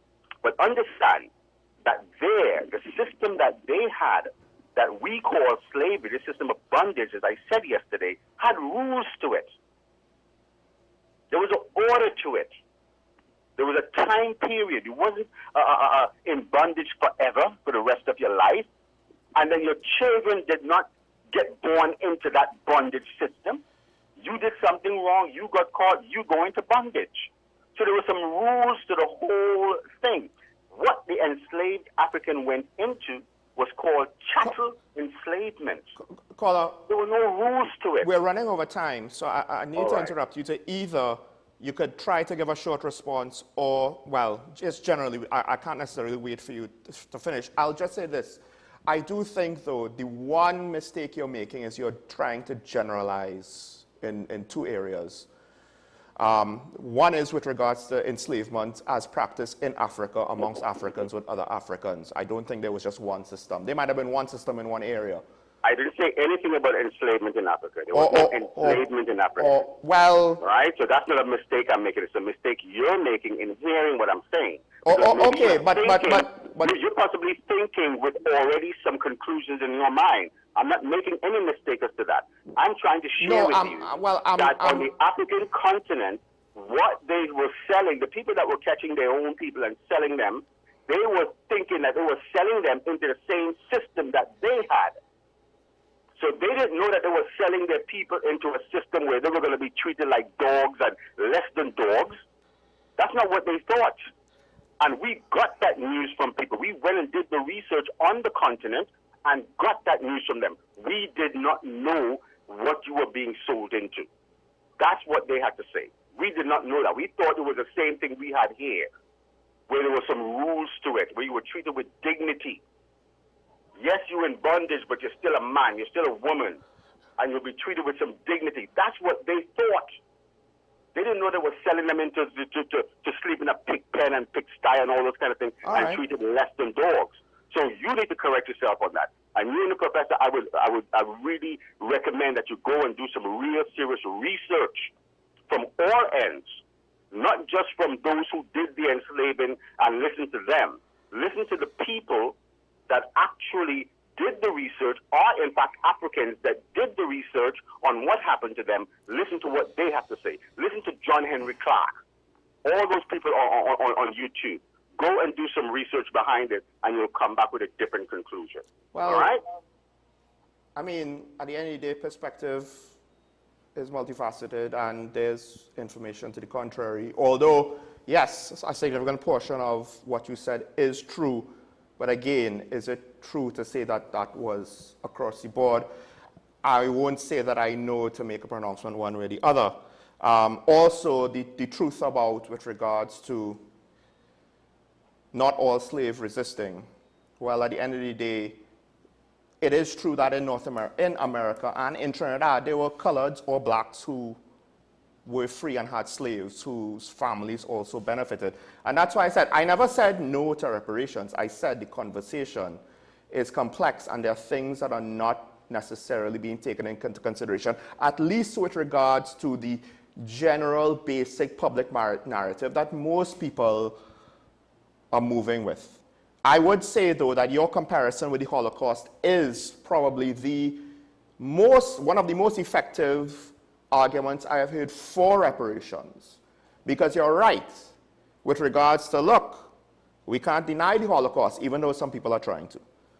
It happened. It was a war crime to a significant enough degree. It was near genocide. Of course, it's not to say that it's worse than the African Atlantic slave trade. It's not worse. It's not some greater human travesty that needs to be given more weight. It was a travesty. This is a travesty. We can consider how we treat one to try to determine what's fair to treat the other. The professor's point, though, is, And again, I'm not saying that this point is be all and end all, and it should even apply 100%. We might even just give it a 0.1% consideration. But it's still a point to at least consider, even if it is to consider and then discard. At 2000, something that happens in the 2000s about Declaration on Human Rights and Crimes, about something that happened in the 18th and 17th century, or 16th century, or I can't remember when the Atlantic slave trade started. Forgive me. But the point is, the Atlantic slave trade is not a 20th century phenomenon. Declarations about utilizing legal standards now versus then, it's not so simple. Because again, what was a war crime in the 20th century? What Hitler did, there are probably travesties throughout Asia and Europe and Africa and the Western Hemisphere. We might not have records of it, what the Aztecs did and so on and so on. There are probably similar things that happened throughout history. We're not going to go back into them. Now, of course, obviously, a lot of those things might have happened before the Atlantic slave trade, and to some extent, what we viewed as human rights changed during the Atlantic slave trade. That's why eventually it was ended. So my whole point is it's a complex situation. It's more complex than what is being. Where over time, I think you were still in line, but we don't have time for a response. And I just find that the conversation is very much binary, as opposed to being an actual discussion. I'm not necessarily speaking conclusions here, but I do find that people generally, when they speak about the topic like this, are drawing conclusions. Yes, I would like things to be done fairly, but what is fair? Because the other thing is, on some level of natural justice, sins of the father has to be paid for by the son. How far do we go? Yes, I get it. It's not quite the same thing as what nations allow to happen. So should nations be involved with paying reparations? Who should be the beneficiary of reparations? Do we only limit it to European nations?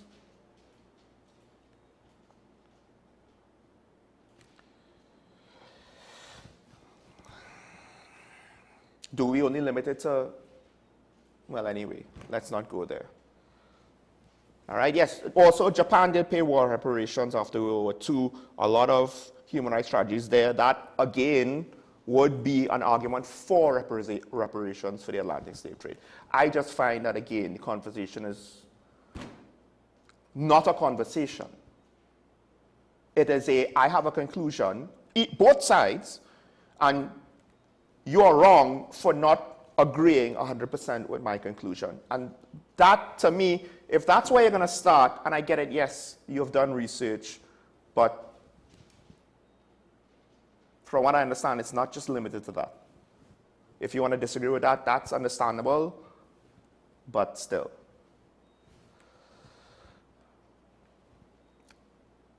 It is what it is, I guess you could say. When you have a complex situation, it requires a complex solution. I don't even know how you math reparations out, to be honest. I'm not saying that it shouldn't be done. I just think that we're going to be kidding ourselves if we're going to say that it's going to be perfectly fair. It's going to be unfair one way or the other if reparations are paid out. I think to some extent we just have to live with that. Whether it is unfair to the receivers or unfair to the givers, we're just going to have to live with the fact that that's probably going to happen, assuming that it could actually be pushed through. Now, with that said, like I said, we're way over time. Is reparations going to help TNT out of the situation that it's in? Probably not. I don't think that enough could be given to us to dig us out of the hole based on that alone. Yes, it might be nice to have, it might help some people. Usually things like this, it's not as though it's not going to help somebody. Some people will get significant help that they could make use of if they receive reparations, and some people it's not going to make that much of a difference because the problems are deeper than that we are experiencing now.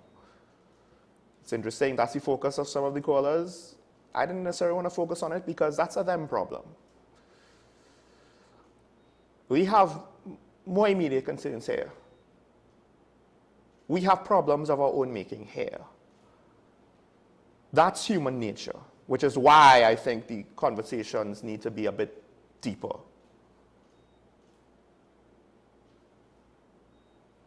And that might not be popular, but I'm going to say it anyway, because I think it needs to be said. I haven't necessarily stated a conclusion, but I will conclude to saying that we ourselves need to do better if we want to expect better. So, to be fair to Mr. Tobago, I know he is part of the process of trying to do better in his own way, beyond just being a contributor on TV programming, Mr. Sanfan, and of course he contributes to this show at the very least, if not others. And within his own life, within his own community. What are we doing? How do we make today and this weekend a good day? As my colleague, Mr. Shah, would always say, how do we display our allegiance to our twin island republic? How do we display our allegiance to each other?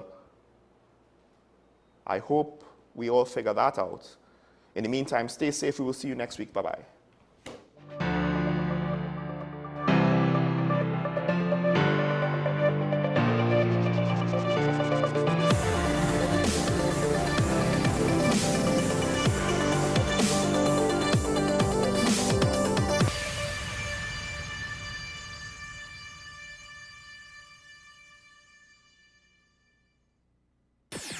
WESN.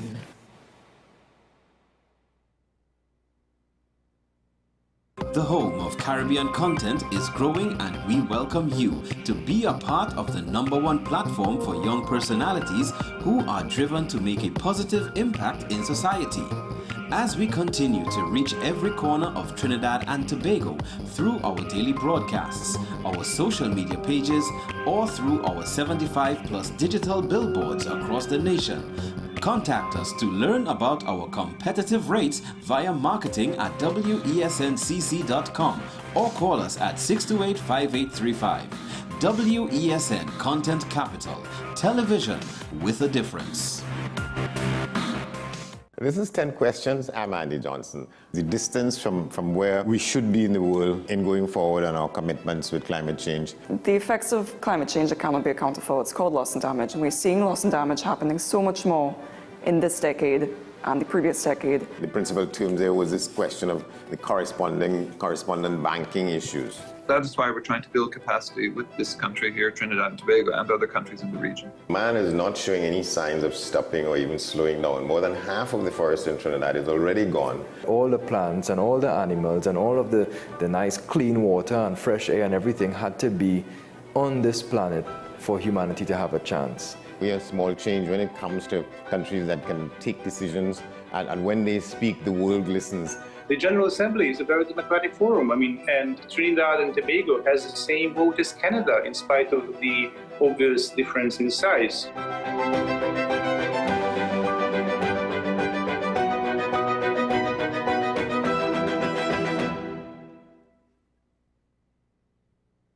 Hello there, and welcome to AM Prime on WESN Content Capital. Before we even start this repatriation and reintegration process, we've already failed, or are we doomed to fail? You've got to invest in the institutions that you've established to carry out those sorts of core functions. We now get into the regional updates to give you an understanding of what's happening across our neighboring islands. We have available a number of films that are worth showing. So it was day one when the French Revolution started to develop the concept of universal human rights. What happened this time is unprecedented. It's one of the largest terrorist attacks in history. Let's welcome Carl to the program. Carl is over there next to himself. Hello, Carl. Silky anteater or pygmy anteater, and we have 2 of the 3 species of anteaters right here.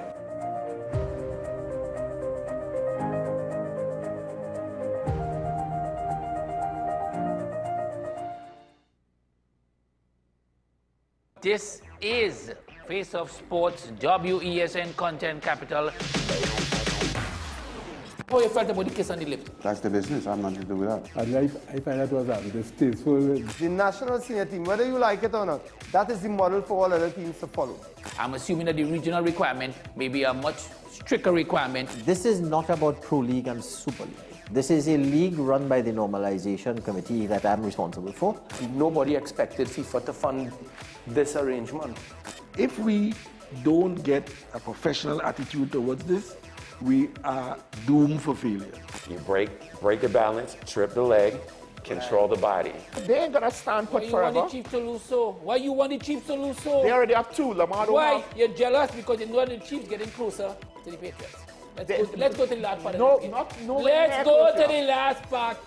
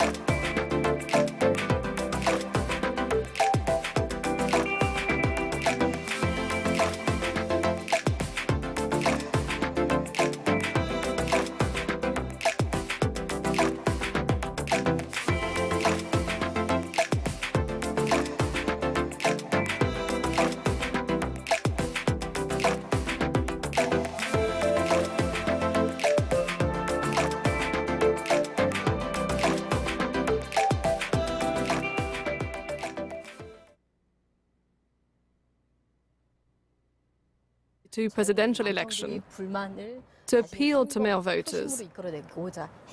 And one could argue that this is how anti-feminism became a mainstream sentiment. It's become very apparent that to be a feminist in 2023 in South Korea has indeed become dangerous. It's become a taboo, and therefore dangerous to call oneself a feminist, or even express feminist values. So many women are remaining silent for now. But I believe that despite all this, we'll be able to restart the conversations and make policy demands for better women's rights.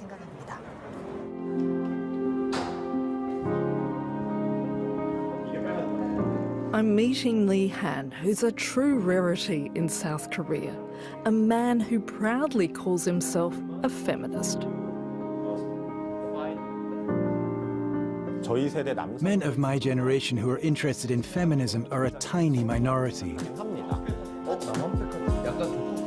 Han became interested in women's rights during the rise of the Me Too movement in South Korea in 2018, which saw a number of high-profile men, including politicians and pop stars, facing prosecution.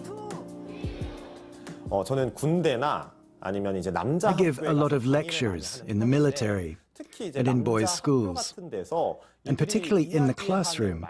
I often see many kids using language that is misogynistic, stuff they've seen on YouTube or elsewhere.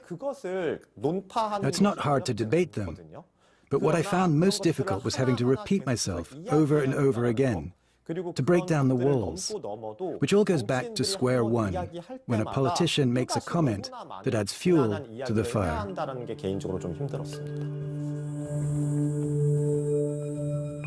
Divisions in a country already split by the Korean War 70 years ago. Fears over its highly erratic, militaristic neighbour means almost 350,000 South Korean young men each year face 18 months compulsory military service. But women are exempt, effectively giving them a head start in their careers. And all of this playing into the hands of anti-feminists, such as its current president, Yoon Suk-yeol. I think this is a great victory for the people of South Korea. The ultra-conservative leader is wanting to abolish the Gender Equality Ministry while seeking to increase penalties for those who make false accusations about rape or sexual assault. An advisor to the ruling People Power Party, Jang Ye-chan, denies the government has created a dangerous environment for women's rights activists. I feel there needs to be a different approach to the different types of feminism. Because there are radical feminist groups that are fueled by outrageous and ridiculous arguments, not unlike fascist parties in Europe. For example, using hate speech against father figures in a family, or fanning the flames of gender tensions. The government draws the line at what's acceptable or not, rather than giving into political correctness and allowing ourselves to be dictated by these voices. But I don't believe that us doing so poses a threat to feminists. But it does seem that the debate in this country has become incredibly polarised. The frustration and anger of young men in this country, whether their opinion is right or wrong, is palpable. This is very worrying. If everyone just argues their own point of view, this simmering anger online among the youth could surface and boil over in society, which could result in serious incidents, unlike anything ever before seen in Korea. Society needs to have conversations as a whole to ease these tensions, and not jump to saying things like feminists are right, men are wrong. This will do nothing to help the frustration and the anger amongst the youth.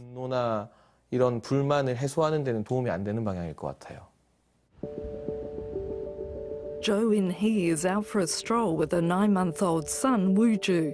It's an image the government would like to see more of. But she is one of the few mothers in her neighbourhood, and even rarer, a working mother at that.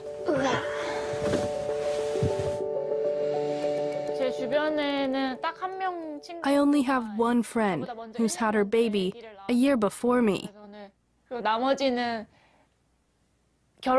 The rest of my friends are married, but either don't want to have a baby or want to wait until their 40s for the sake of their career.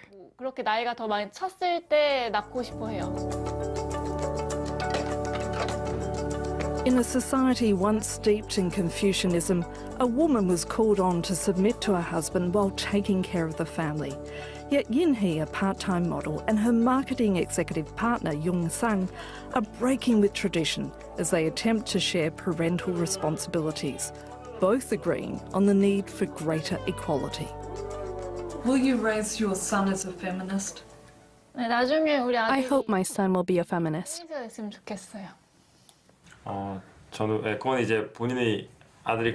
It's up to him to decide for himself. But I think having that awareness is definitely a good thing, because it will allow him to have a better understanding of the world around us. So yes, I would like him to be a feminist.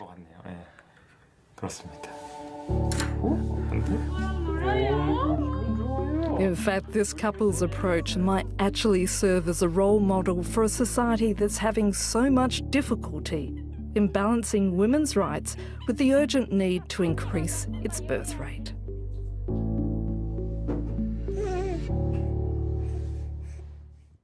Special event. From July 26th to August 11th, tune in to France 24 to follow the Paris Games. Our teams on the ground will be reporting in 4 languages. Follow all the action, the results and the medals. Watch the interviews, the events behind the scenes, the reactions. During 2 weeks, France 24 will be meeting supporters from around the world to hear their stories, hopes and dreams. Paris Games, from July 26th to August 11th on France 24 and France24.com.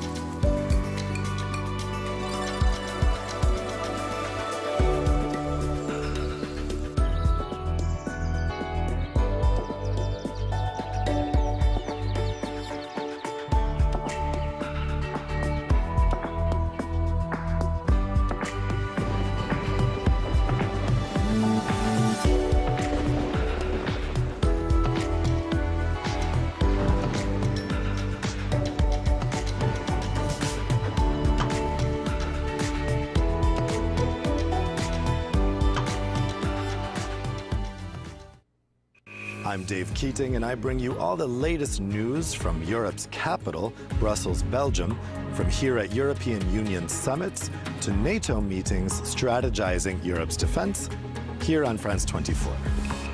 Dave Keating, one of the 200 France 24 correspondents around the world.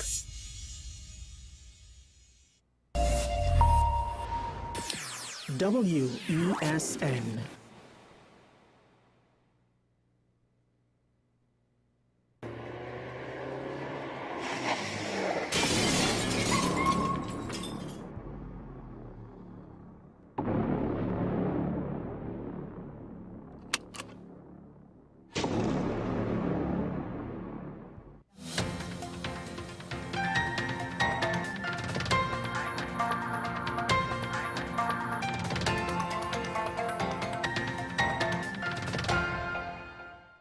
Here is your WESN News on the Hour. I'm Naomi Macnish. Thanks for joining us. Here are the headlines.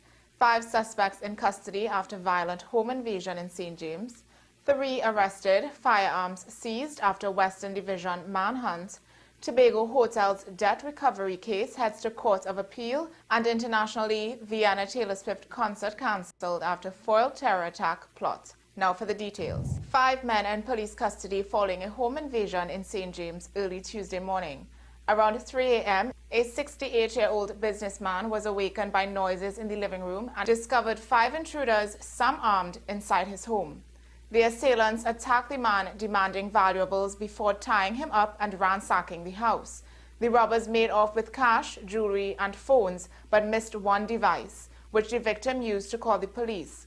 Officers responded quickly, arresting 2 suspects on the scene and capturing 3 more in the surrounding area. The victim, who sustained injuries, was advised to seek medical attention. Police are continuing their investigations. A manhunt in the Western Division led to the arrest of 3 robbery suspects, the seizure of 2 firearms, and the recovery of a stolen vehicle. On Monday, police responded to a robbery on Constabulary Street, where the suspects had fled in a stolen white Mitsubishi van and a silver Nissan B14. Officers set up roadblocks, but the vehicles initially evaded capture. A coordinated effort led to the white van being intercepted at the Diego Martin Borough Corporation, resulting in the arrest of 3 18-year-olds from Laventille. Police recovered a firearm, ammunition, and the victim's stolen items. Later, the silver Nissan B14 was found abandoned near Dean's Bay, where another firearm was discovered. Both vehicles and the weapons were taken to the Carenage police station. A legal battle between a Tobago hotel and an aquatic sports club over an unpaid debt is now headed to the Court of Appeal. The Aquatic Sports Association of Trinidad and Tobago has appealed a decision by Justice Margaret Mohammed, who refused to dismiss a $290,000 claim brought by Long Beach Hotel Limited Trading as Starfish Tobago Hotel by Rex Resorts. The dispute centers on hotel services provided in 2017, for which the association partially paid $60,000 but still owes a significant balance. ASAT argues the claim should be struck out due to discrepancies in the business name, but the judge allowed the hotel to amend its case, citing the Partnership Act. The appeal will determine if the hotel can continue its pursuit of the debt. In international news, a 19-year-old Australian man has been arrested for planning a suicide attack at a Taylor Swift concert in Vienna. Authorities say the suspect, who had pledged allegiance to the Islamic State, intended to target a large crowd using explosives and knives. Swift's 3 sold-out shows at the Ernst Happel Stadium, which were expected to draw over 195,000 fans, have been cancelled. Security officials revealed that the suspect had stolen chemicals from his former job and was building a bomb. Weapons and other materials were seized from his home. 2 other suspects, aged 17 and 15, are also in custody. Austrian officials credit international intelligence for preventing the attack. Despite the heightened security, there is no specific threat to upcoming events in Austria, including Coldplay's concert later this month. Taylor Swift is now set to perform in London next week, where local authorities are reviewing security measures. Well, that's News to the Hour on WESN. I'm Naomi Macnish. Thanks for watching.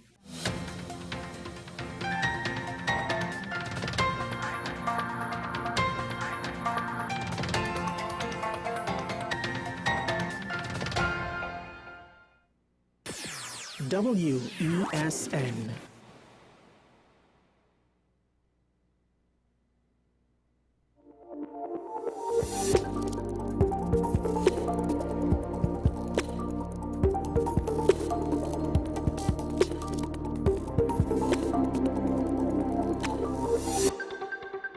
This is 10 Questions. I'm Andy Johnson. On this edition of the program, we're talking with Dr. Tiwari. He's a former government minister, former campus principal at the University of the West Indies in St. Augustine. He's much more than that. You'll find some of that out as we continue this discussion. The issue, the situation in Venezuela. Once again, there had been an election, and the election results have been disputed by people up and down the country, marches and demonstrations. Backgrounding that, in the run-up to the election, there were these discussions about the state of affairs politically and socially in Venezuela. It came out that some people had been saying that Venezuela has among the fairest conduct of elections anywhere in the world.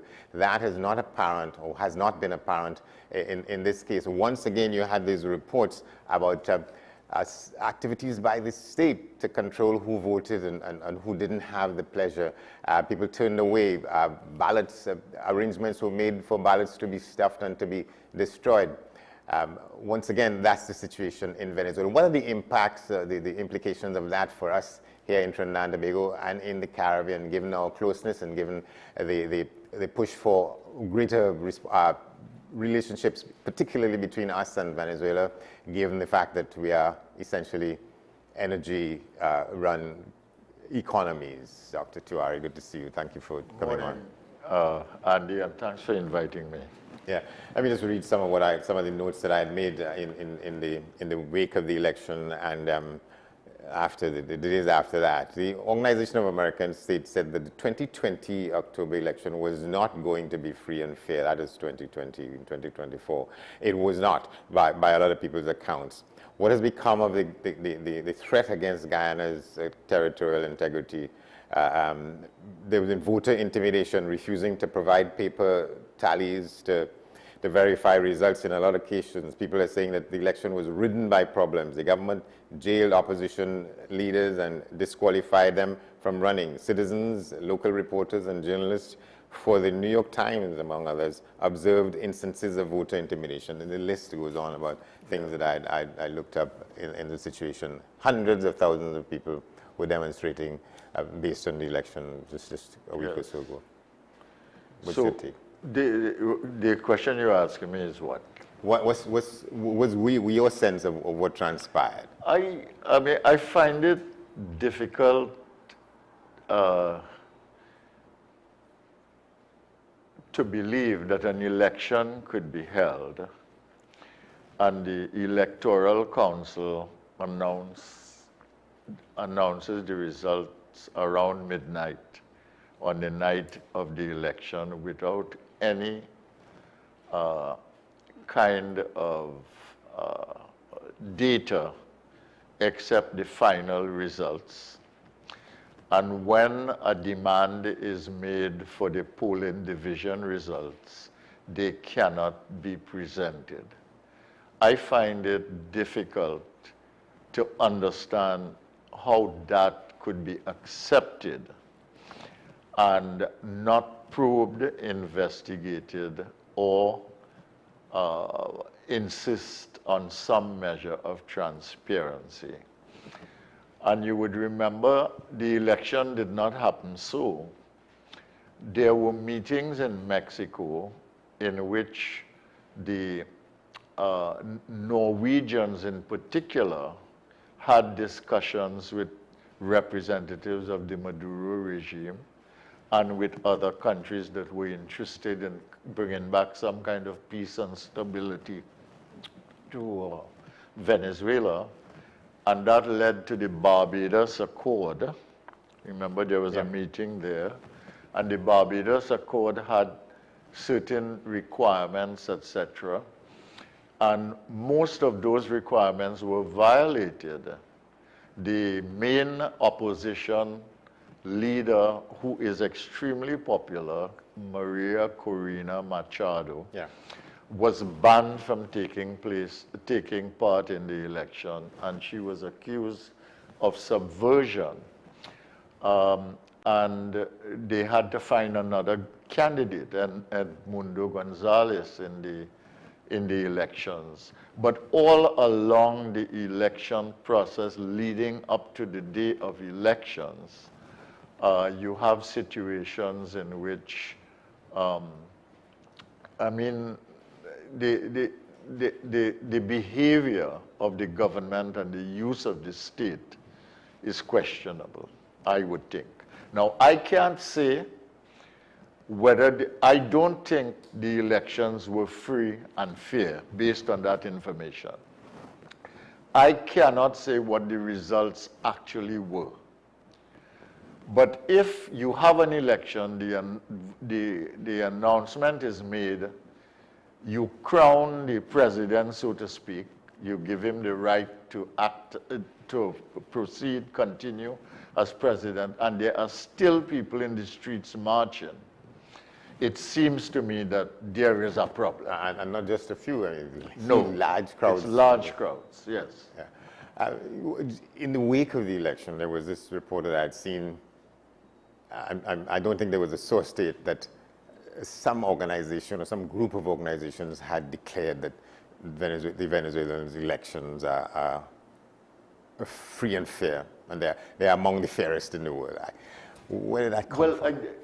They said that about I heard reportage of that. I didn't read it myself from the Carter Center, but the Carter Center has basically taken a position now that you know that they have real doubts about the manner in which the elections were conducted, and that they don't think that it was in fact free and fair. That's the Carter Center, so yes. They've revised their position. So even if they said so at some point, because I have no doubt that the technology involved in the election is probably sophisticated. But whether or not it was free and fair is another matter, because free and fair has to do with whether there is freedom for the parties to select their candidates, whether there is freedom for the people to be registered, whether the people are allowed to vote, whether voters at the polling station are suppressed and prevented from voting, and whether at the end the tallies are legitimate and transparent. So all of these things are very important. So I think Venezuela has a real problem of credibility. I think Maduro has a real problem of credibility, and the world would do well to acknowledge that, even if you assert the principle of sovereignty and non-interference. I think those two can be compatible. And that's the dilemma. I wanted to find a way to come to that, but how will that work? That you uphold the principle, but at the same time, you can't ignore what this load of realities as to what transpired. Well, I will never call for or support an invasion of Venezuela or any country that might be having problems, okay? I think that is wrong, and I think in any case, it's a last resort after you try everything else. So I would suggest a dialogue process. There are institutions in the hemisphere and in the world that could make that possible. The United States has weight, Europe has weight, the countries around Venezuela who share a border with them, Brazil, Colombia, we can't involve Guyana in that because Guyana is kind of in conflict, right? So, but I mean, among the countries in the hemisphere and among people who want to see a peaceful resolution of this matter, I think you can talk it through. The question, though, is whether we can talk it through, they can talk it through, or whether we will end up with some kind of conflict situation. You know, the Caribbean leaders, and CARICOM in particular, like to talk about the zone of peace. But the zone of peace don't happen just so. The countries around here in the Caribbean who want a zone of peace have to behave in a certain way and subscribe to certain important principles.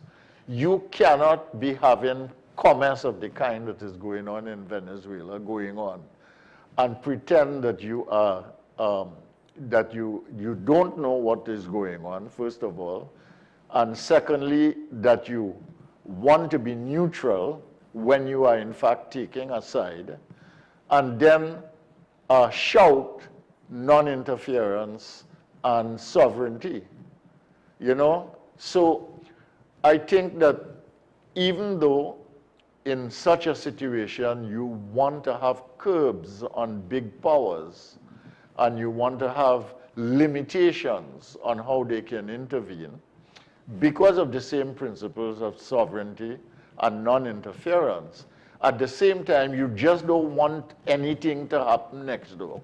Because we have a big stake, Trinidad and Tobago, in Venezuela. And you think that puts us in a difficult place, in a hard place? We're in a difficult place.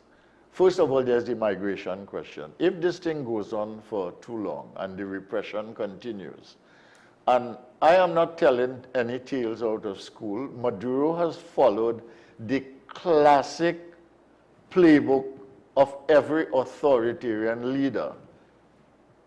Capture power, take hold of the state, revise the constitution under favorable conditions,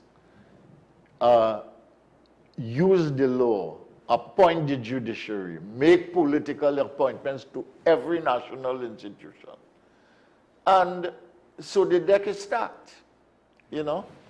You see that, and I'm thinking again about another situation in the United States where that is the playbook for some people. Well, that may well have been Mr. Trump's playbook, okay? So, which is a very, very dangerous thing for democracy. And I think Trump's 4 years in power damaged democracy and raised the will to power of authoritarian leaders everywhere, because it happened in the United States. And I think if Trump comes to power again, I have no qualms about saying that. It will be a danger, not just to America, but to the world. Yeah. Well, it's inviting to talk about what the possibilities are there, because in the United States, my view is that whoever wins, that will lead to a civil war in the United States. Well, I don't know if it will get to civil war, but we may very well. I mean, I am very surprised to see what is happening in Britain, for instance, with the right-wing anti-immigration kind of movement and the level to which violence has spread in every community and the extent to which the government has had to take a hard line. A new Labour government, which has not been in power for 15 years, they've had to come in and take a hard line. And the police have also had to take a hard line, and they build jails and things very fast and create systems in order to put people in things. So I am very, very surprised at this development in Britain. But if it can happen in Britain, in the United States, it can be worse. I don't know if it will get to civil war, but it could get to a dangerous kind of situation. Oh, let's come back to Venezuela. Again, all across the country, in the looking up that I did, you had reports like this. In Carúpano, citizens and local journalists said government security forces had tried to remove a vote monitor aligned with the opposition and replace the person with a different monitor who had not been authorized by the elections authority. In Maracaibo, the second largest city in Cumana, observers said they saw a new unofficial voting section go up in one community, and a journalist working for the New York Times was stopped from entering by government supporters. And all across the country got those kinds of reports. There's a lot of evidence, and it's very hard for... I mean, the government has done nothing to indicate that, in fact, there is transparency in the election. I mean, there's a fact. Yeah. What they have done is asserted power. That is it. But you have a kind of split you have a kind of split in CARICOM over how to respond to it, because you had CARICOM, the Prime Minister of Dominica and the Prime on this question, CARICOM was hopeless, I'm sorry to say. I want to say that Venezuela is not in CARICOM, but Venezuela is a Caribbean country as well as a Latin American country. The entire coast of Venezuela is Caribbean. The Caribbean Sea washes that shore. And we are 7 miles away from Venezuela. And since the Amerindians of Venezuelan time, all right, in the imperial period, they have been coming to Trinidad, and there has been regular traffic between Trinidad and Tobago and Venezuela. And I mean, we cannot pretend in CARICOM that this don't concern us and is something in Latin America. We have to be concerned because Venezuela is in all of the Caribbean. They're involved in Petrocaribe. They wrote off the debt for St. Vincent, the entire debt. They wrote off 50% of the debt for all the other countries that were involved in Petrocaribe. And the immigration question is an immediate spillover to Trinidad and Tobago. 8 million people, 1/3 of the population of Venezuela, migrated outside of Venezuela, either as refugees or asylum seekers or immigrants. In the years of Chavez and Maduro, most of them in the years of Maduro. 8 million people, that is not small. That is the second largest migration out of a country for political instability and economic hardship. The other one being Syria, which is the largest one. So you think the pressure will simply increase for people trying to get here and to other Well, it depends. You see, I think the battle will continue in Venezuela for some time between the opposition and the people who support her and the state. And the critical question is whether the opposition leaders stay or they go into exile out of fear, all right, because, I mean, they may seek asylum somewhere. When they go, the people will have no leadership. And in that situation where you have no leadership, you can only have insurrection, to some extent, chaos, and then eventually a crackdown by the state. The crackdown by the state against the people is a very important thing because the key thing in that is the military. In Bangladesh, the military killed 90 people on a Sunday, and by Monday morning, the leader had to flee. You know, she had to resign and go. So the question is whether the military will mow down its people or whether they will do some reflection, and maybe there are other countries who are influencing the military there to get them to exercise a little more restraint, and we'll see what happens. I don't know how it will be resolved. I don't know how it will be resolved at all. But I am very incensed about CARICOM. They went to the OAS. The OAS has its own problems. I think they got too political in the time between Maduro and Guaido. And they were too partisan. And therefore that, what can I say, corrupted the non-alignment raison d'etre of the OAS. But having said that, imagine you have a resolution to ask for all the election results, polling station by polling station, to be published. And you can't get 18 votes for that in the OAS. I find that that is a serious problem. And the CARICOM people, okay, our friends and colleagues and brothers, 3 countries voted for the resolution. 2 countries refused to attend. Trinidad and Tobago is one of them. St. Vincent is the other. And I think Dominica is the 3rd. I think there were 3. And the rest of them abstained in the thing. So they were very divided, and apparently so. Well, it's in the interesting you say OAS. that. It's interesting that you raise that because in the immediate aftermath of with the results having been published as they were on the night of the election, the two people, because the CARICOM summit was going on at the time, so reporters spoke with a couple of the leaders. Two of them who were definitive was the Prime Minister of St. Vincent and the Grenadines and the Prime Minister of Dominica. And the Prime Minister of Dominica, he was reported as saying, well, he's just waiting for the opportunity to go and celebrate, unquestioning at all. Yeah, well, I mean, the question you have to ask is are they neutral? Are they interested in democracy? Are they interested in free and fair elections? Or are they with Maduro? It would appear that they are. And the Prime Minister of St. Vincent has been decorated in Venezuela.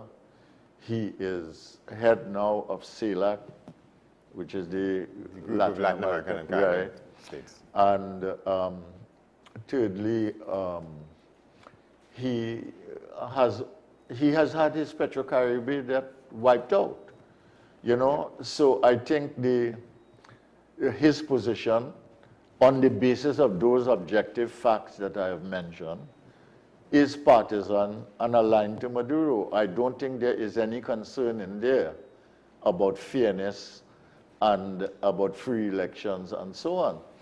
And it is not that the Prime Minister of St. Vincent is incapable of being wedded to important principles, because in the case of Guyana, he made a strategic, what can I say, strategic intervention in the interest of free and fair elections and transparent results.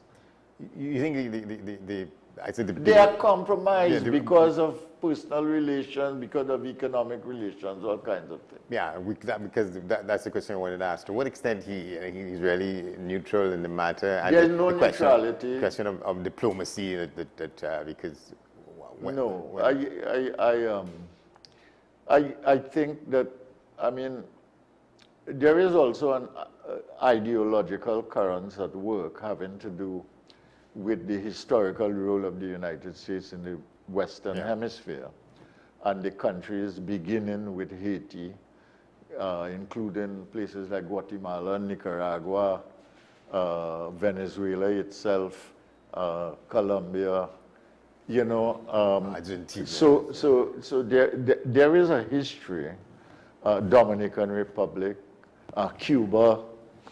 There is a history which tends to develop, what can I say, a sensibility that is initially anti-American in the sense of don't let the United States kind of take hold of the agenda. I think that there's a spirit in which that is a psychological and philosophical factor. So you don't want to appear to be veering on the side of the United States, but you may not necessarily agree with everything that the regime... That's happening elsewhere. So I think that is the...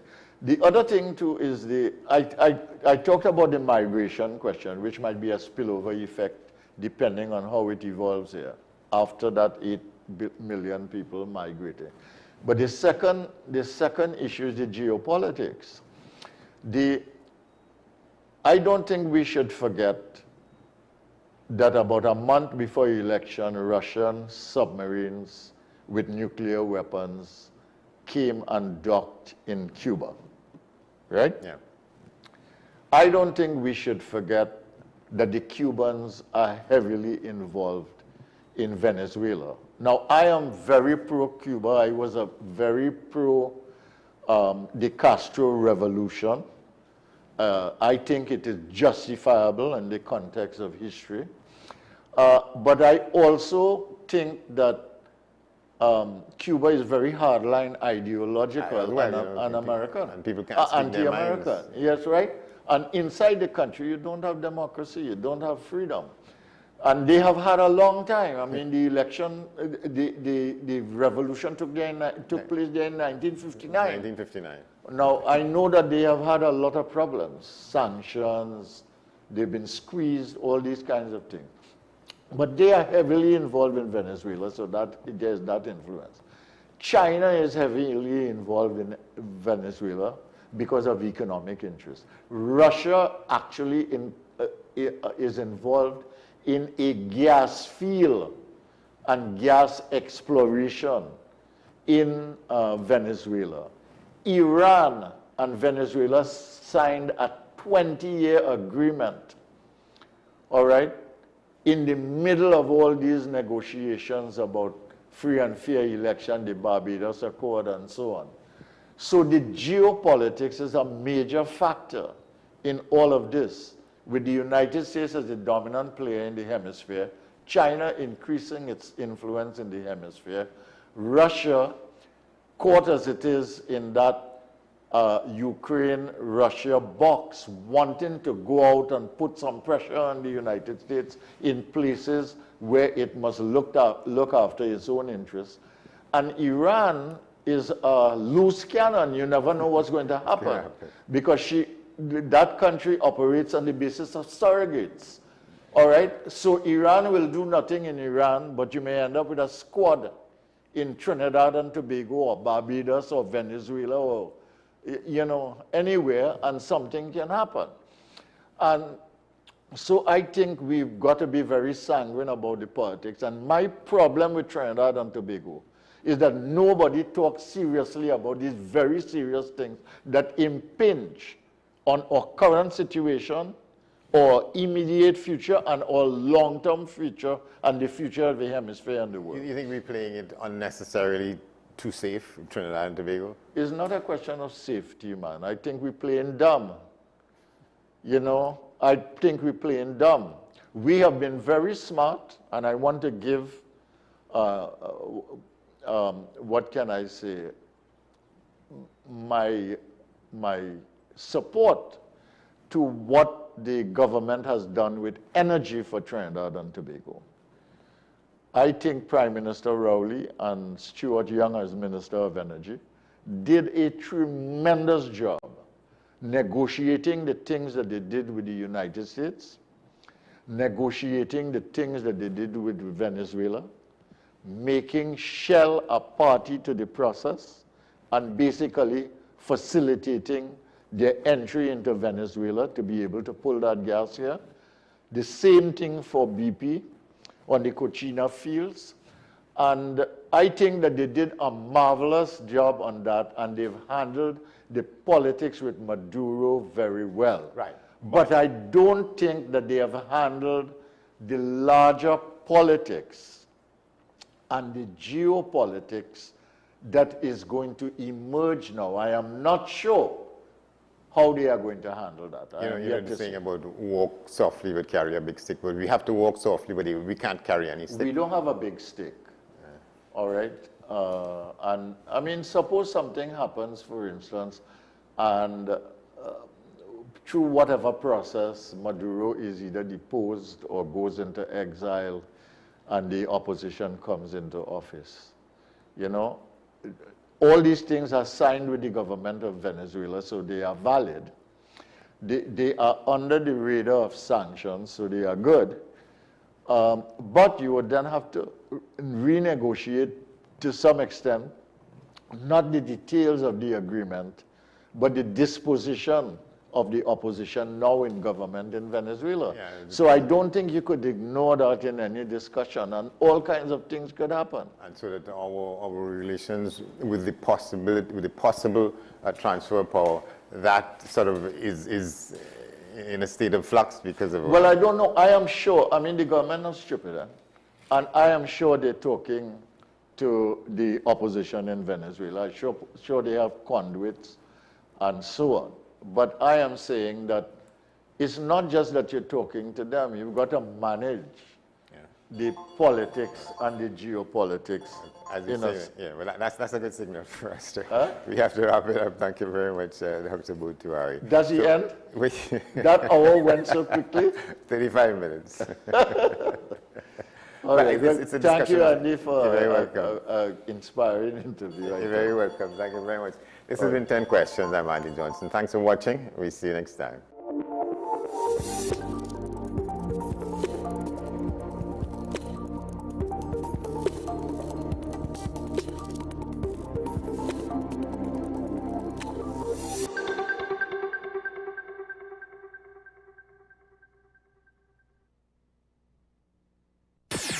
WESN. You are watching Strictly Legal on WESN Content Capital. Just give an overview of what exactly is that split arrangement. Now you don't need to register nothing. You don't need. We can do that another time. But then it becomes a hit, and then everybody starts to want to claim. The laws that predate many of the independent countries' constitutions are going to be those colonial laws. We know there are an infinite amount of circumstances that would lead to a murder. I have a great idea and I have a great concept, but until it's actually expressed, it does not become intellectual property. Accomplishments or targets of a forensic accountant is to quantify what may have been lost. They believe in different criminals and we manipulated the law and we exploited the system. A responsible journalist will reach out to the person who they have the information on for a comment.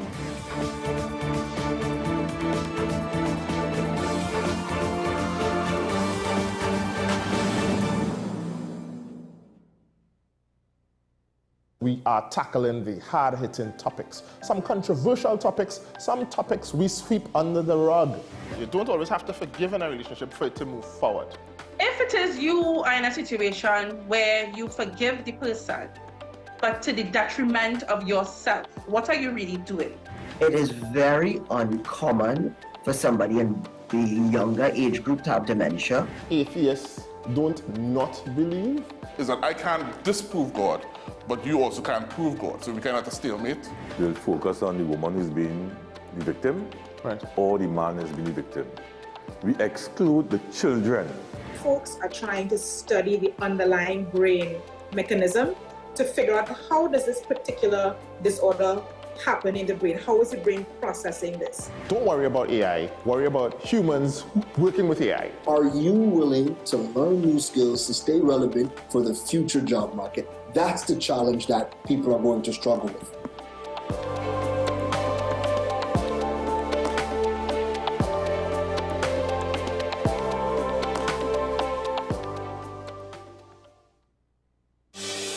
Join me, Dr. Nalini Kokram, on What's Up Doc, where we discuss all your burning questions concerning health. Trinidad and Tobago is among one of the highest risk group of patients that develop this form of genetic breast cancer. What I'd like to take home from a short interview like this, screening. You must screen. Because it's silent. It's silent. Yeah. And because it's silent, you don't know it's there. What's Up Doc, every Tuesday and Thursday on WESN, Content Capital. This is Face of Sports, WESN Content Capital. How you felt about the kiss on the lip? That's the business. I'm nothing to do with that. And I find that was distasteful. The national senior team, whether you like it or not, that is the model for all other teams to follow. I'm assuming that the regional requirement may be a much stricter requirement. This is not about Pro League and Super League. This is a league run by the Normalization Committee that I'm responsible for. Nobody expected FIFA to fund this arrangement. If we don't get a professional attitude towards this, we are doomed for failure. You break a balance, trip the leg, control the body. They ain't gonna stand put forever. Why you want the Chiefs to lose so? Why you want the Chiefs to lose so? They already have two. Lamar don't Why? have. You're jealous because you know the Chiefs getting closer to the Patriots. Let's go to the last part. No, of the not no. Let's go to the last part.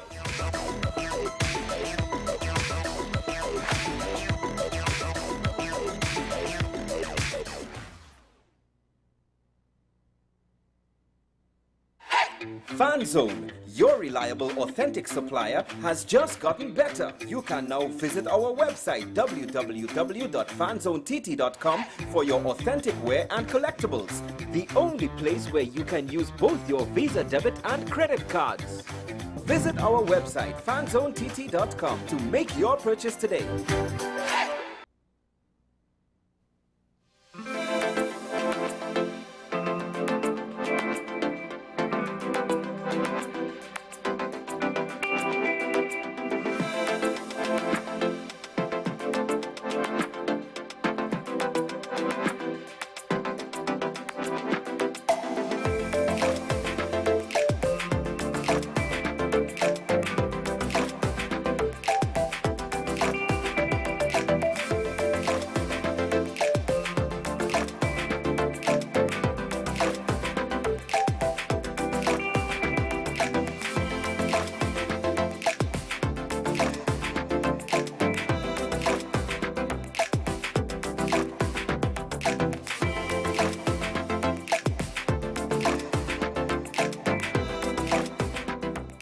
who he refuses to name.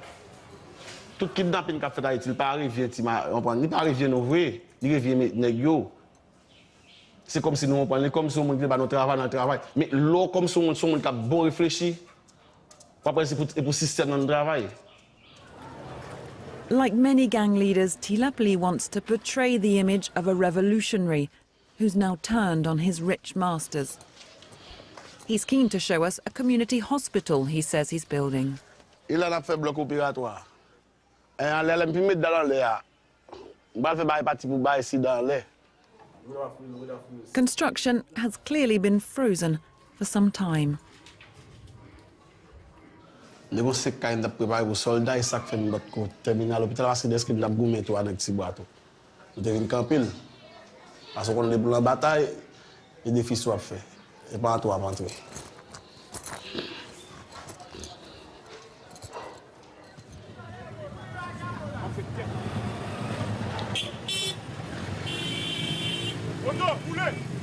Kidnapping is among the gang's most lucrative trades.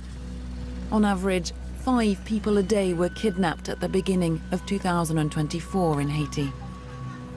And anyone can be a target. Lorsqu'on kidnappe des gens, on les fait des choses vraiment bizarres. On les brûle, on les frappe. Le pire, c'est qu'on demande des sommes vraiment exagérées. On this morning, a policewoman was killed in an aborted kidnapping attempt. Shot 5 times in the head. C'est policière Barbara Feki. Eh bien, dans le moment qu'elle t'a mené petite l'école, eh bien, elle a tenté de kidnapper.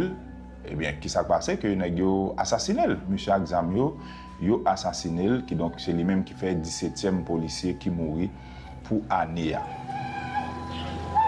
2 of her relatives have just arrived on the scene to identify her body. Barbara was 29 years old and mother to a daughter aged 6.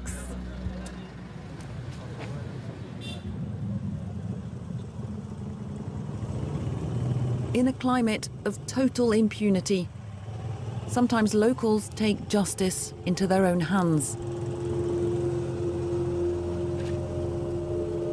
And the city wakes up to smouldering remains.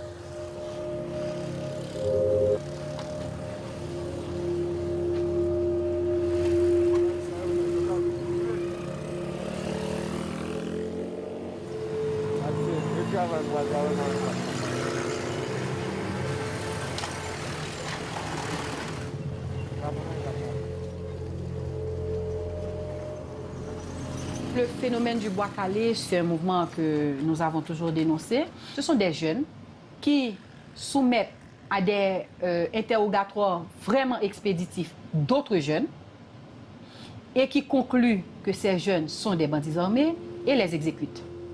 Et souvent, ils sont incendiés, carbonisés. Ouais, bois calé. C'est un monde qui n'est pas normal, qui a fait action qui n'est pas bon. Ils font action dans la zone, comme là. Okay. Ce phénomène explique le ressenti de la population haïtienne, qui est soumise depuis 2018 à toute cette violence armée. La population, en fait, est en train d'expliquer aux autorités étatiques qu'elle en a marre de cette insécurité.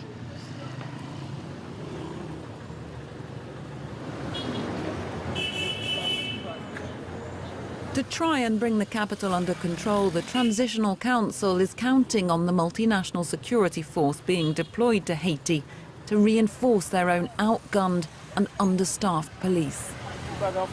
Il n'y a qu'une option pour les bandits. Ils laissent déposer les armes pour aller en prison et nous renforcerons et la police et l'armée d'Haïti pour les acculer, les démanteler et faire en sorte qu'on ait la paix et qu'on puisse travailler selon ce que dit la loi.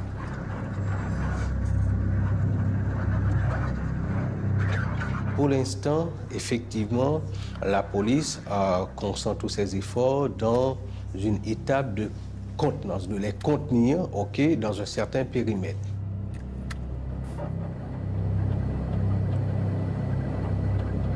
On patrol in the city centre, the police regularly come under incoming fire.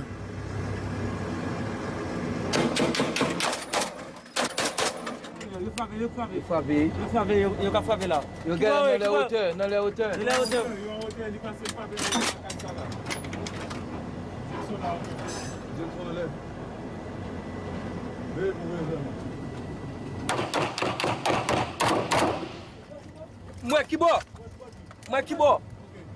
T'allais, campé.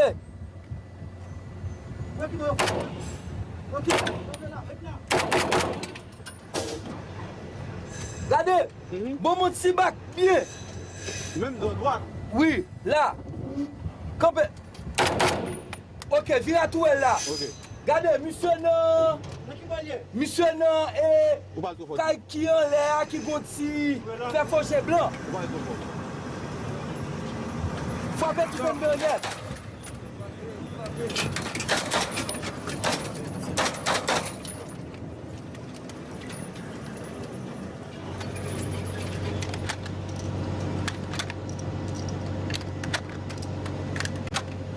These men have already lost colleagues in gang attacks. Ils ont été nos amis, ils ont été nos frères. Ça nous dérange à chaque fois. On pense à eux, voilà. J'aime mon pays. On donne tout nos courage. Hein. Presque chaque jour. Hein. On bataille pour que notre population soit un peu fière de nous. Hein.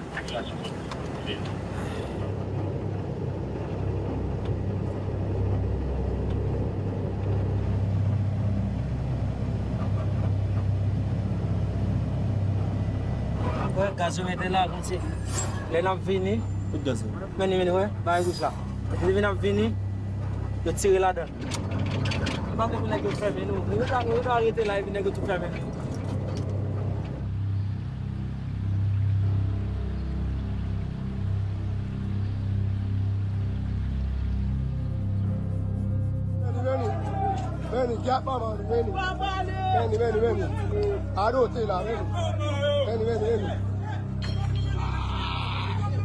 On the 9th of June, an armoured police vehicle was attacked and set on fire.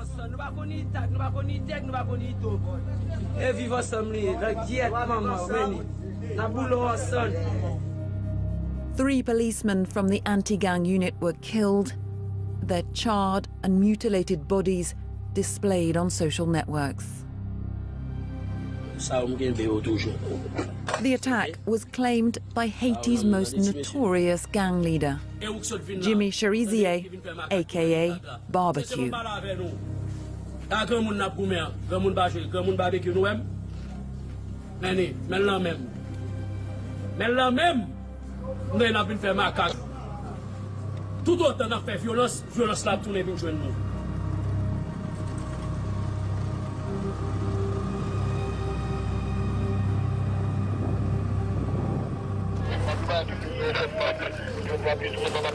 We meet Barbecue in his stronghold, the Lower Delmas neighborhood.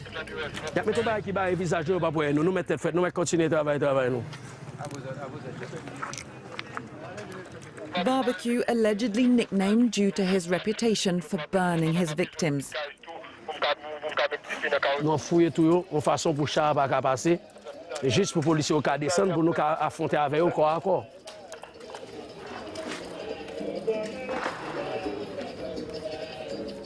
Ronaldo, Babi. Deuxième, Babi. Songez un petit peu au crâne pour progresser en l'air. Attention, là, Barbecue served in the police for 14 years, where he stands accused by the UN and US of being involved in deadly crackdowns on dissidents.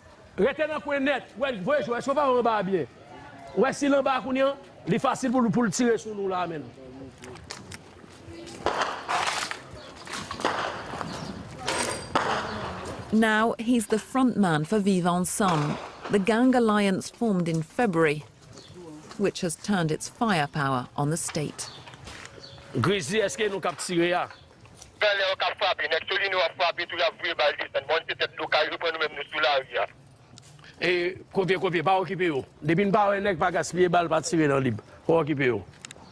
Barbecue is also under UN sanctions, but he compares himself to Haiti's founding fathers who freed the nation from slavery. Pour nous libérer le pays dans salier là. Je dis un pays moun pa gen de l'eau boire, un pays ti moun pa ka l'école, un pays moun pa ka circuler al koto vle. Un pays son petit groupe moun qui gen toute richesse pays. C'est pour ça aujourd'hui, Dieu merci, on a ces armes. Et avec ces armes là, on va libérer le pays. Moi je me considère comme tout c'est l'ouverture. Tout c'est l'ouverture, c'est le précurseur de notre indépendance. Il a été arrêté, emmené au fort de jour en France, et là, on l'a assassiné. Ça a toujours été ainsi avec les Français. Alors, ça va. Hé, monsieur, on arrive. Écoutez, ça vous fait comprendre jusqu'à quel point nous sommes dans une situation de banalisation, de désacralisation de tout ce qui a été entrepris par nos héros de l'indépendance. Jimmy Cherizier, alias Barbecue, n'est pas un héros. Il est un bandit armé. C'est très beau de s'afficher comme révolutionnaire, mais ce serait encore mieux si les victimes n'étaient pas les pauvres des quartiers pauvres et des bidonvilles de Port-au-Prince. Barbecue oscillates between talk of revolution and threats. He vows there'll be no peace without giving a share of power to the gangs. Pas un sérieux un gouvernement qu'a fait si ou pas une entente avec groupe armé. Quelle était force multinationale, quelle était n'importe force étrangère qui vient dans le pays. C'est un génocide de la vie. De ce fait, nous exigeons, au nom de vivre ensemble, d'être à la table des négociations.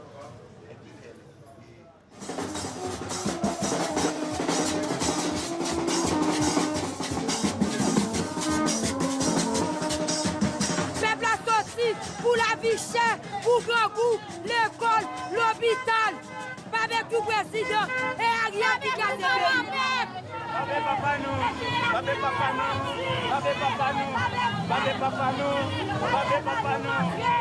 Today, Barbecue's organised a protest in the area he controls. It's far from spontaneous. Gang members have handed out placards and surround the demonstration.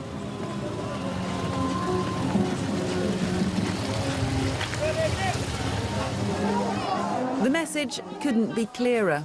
The authorities must negotiate with Vivre Ensemble. And it's a chance for the residents to let out a cry of distress.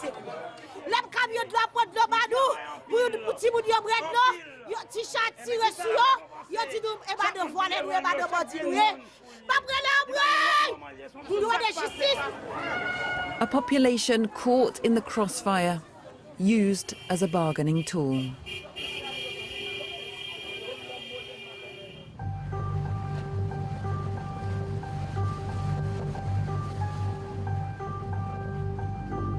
The gangs have another powerful means of piling on the pressure. They control the seafront of Port-au-Prince, and so nearly all the ports, vital in a country which relies heavily on imports. These secretly filmed images passed to us by a Haitian source show gangs looting the main state container port in April. The jewel in the crown of barbecue's gang territory is the Vareux fuel terminal.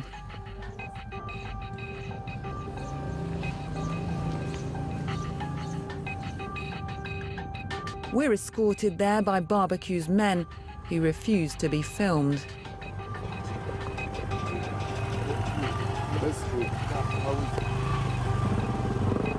But have no problems getting past security. The personnel hide away and let us film. This strategically vital port supplies petrol and diesel to most of Haiti. But on the day of our visit, the port was at a standstill. Once again, blockaded by Barbecue, who broadcasts his defiance of authorities across social media.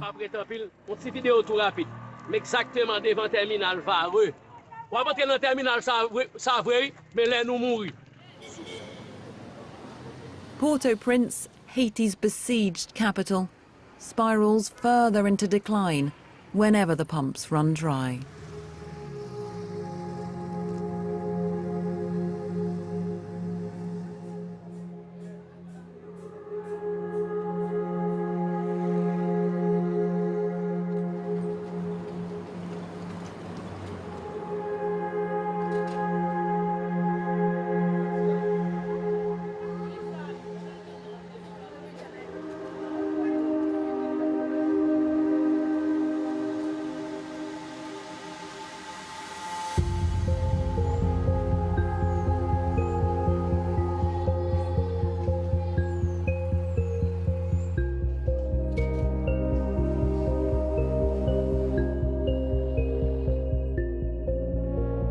Si tu vois, tu prends le temps de regarder la rue, ce qu'on écrit sur les maisons, ce qu'on écrit dans les camionnettes, ce qu'on écrit sur les bus, c'est tellement artistique et c'est tellement coloré, ça a une vie. Peut-être que c'est la façon dont on exprime notre résilience quelque part. C'est que ça passe par là, ça passe par... Il y a une nécessité, une envie, une urgence, tu vois, de produire, de crier, de faire quelque chose. Et ça prend la forme artistique.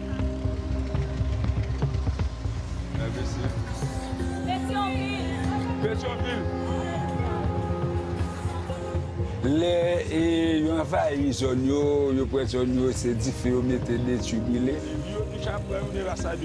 Moi-même, juste franc et tableau, mal mettre le 40 amis.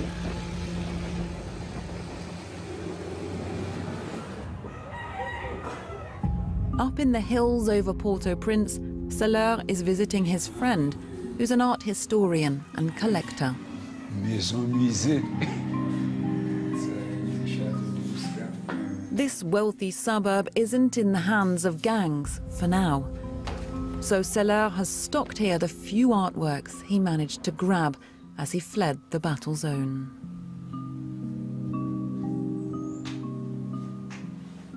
Les élections en sécurité. Quoi?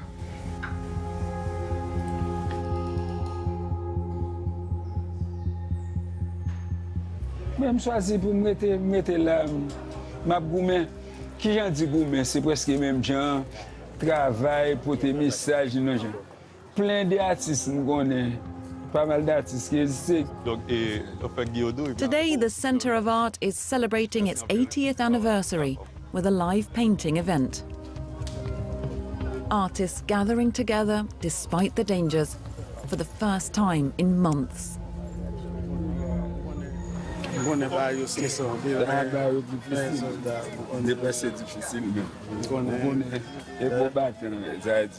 ça, il faut exister. D'accord. Lui-même, là, il a pris battu.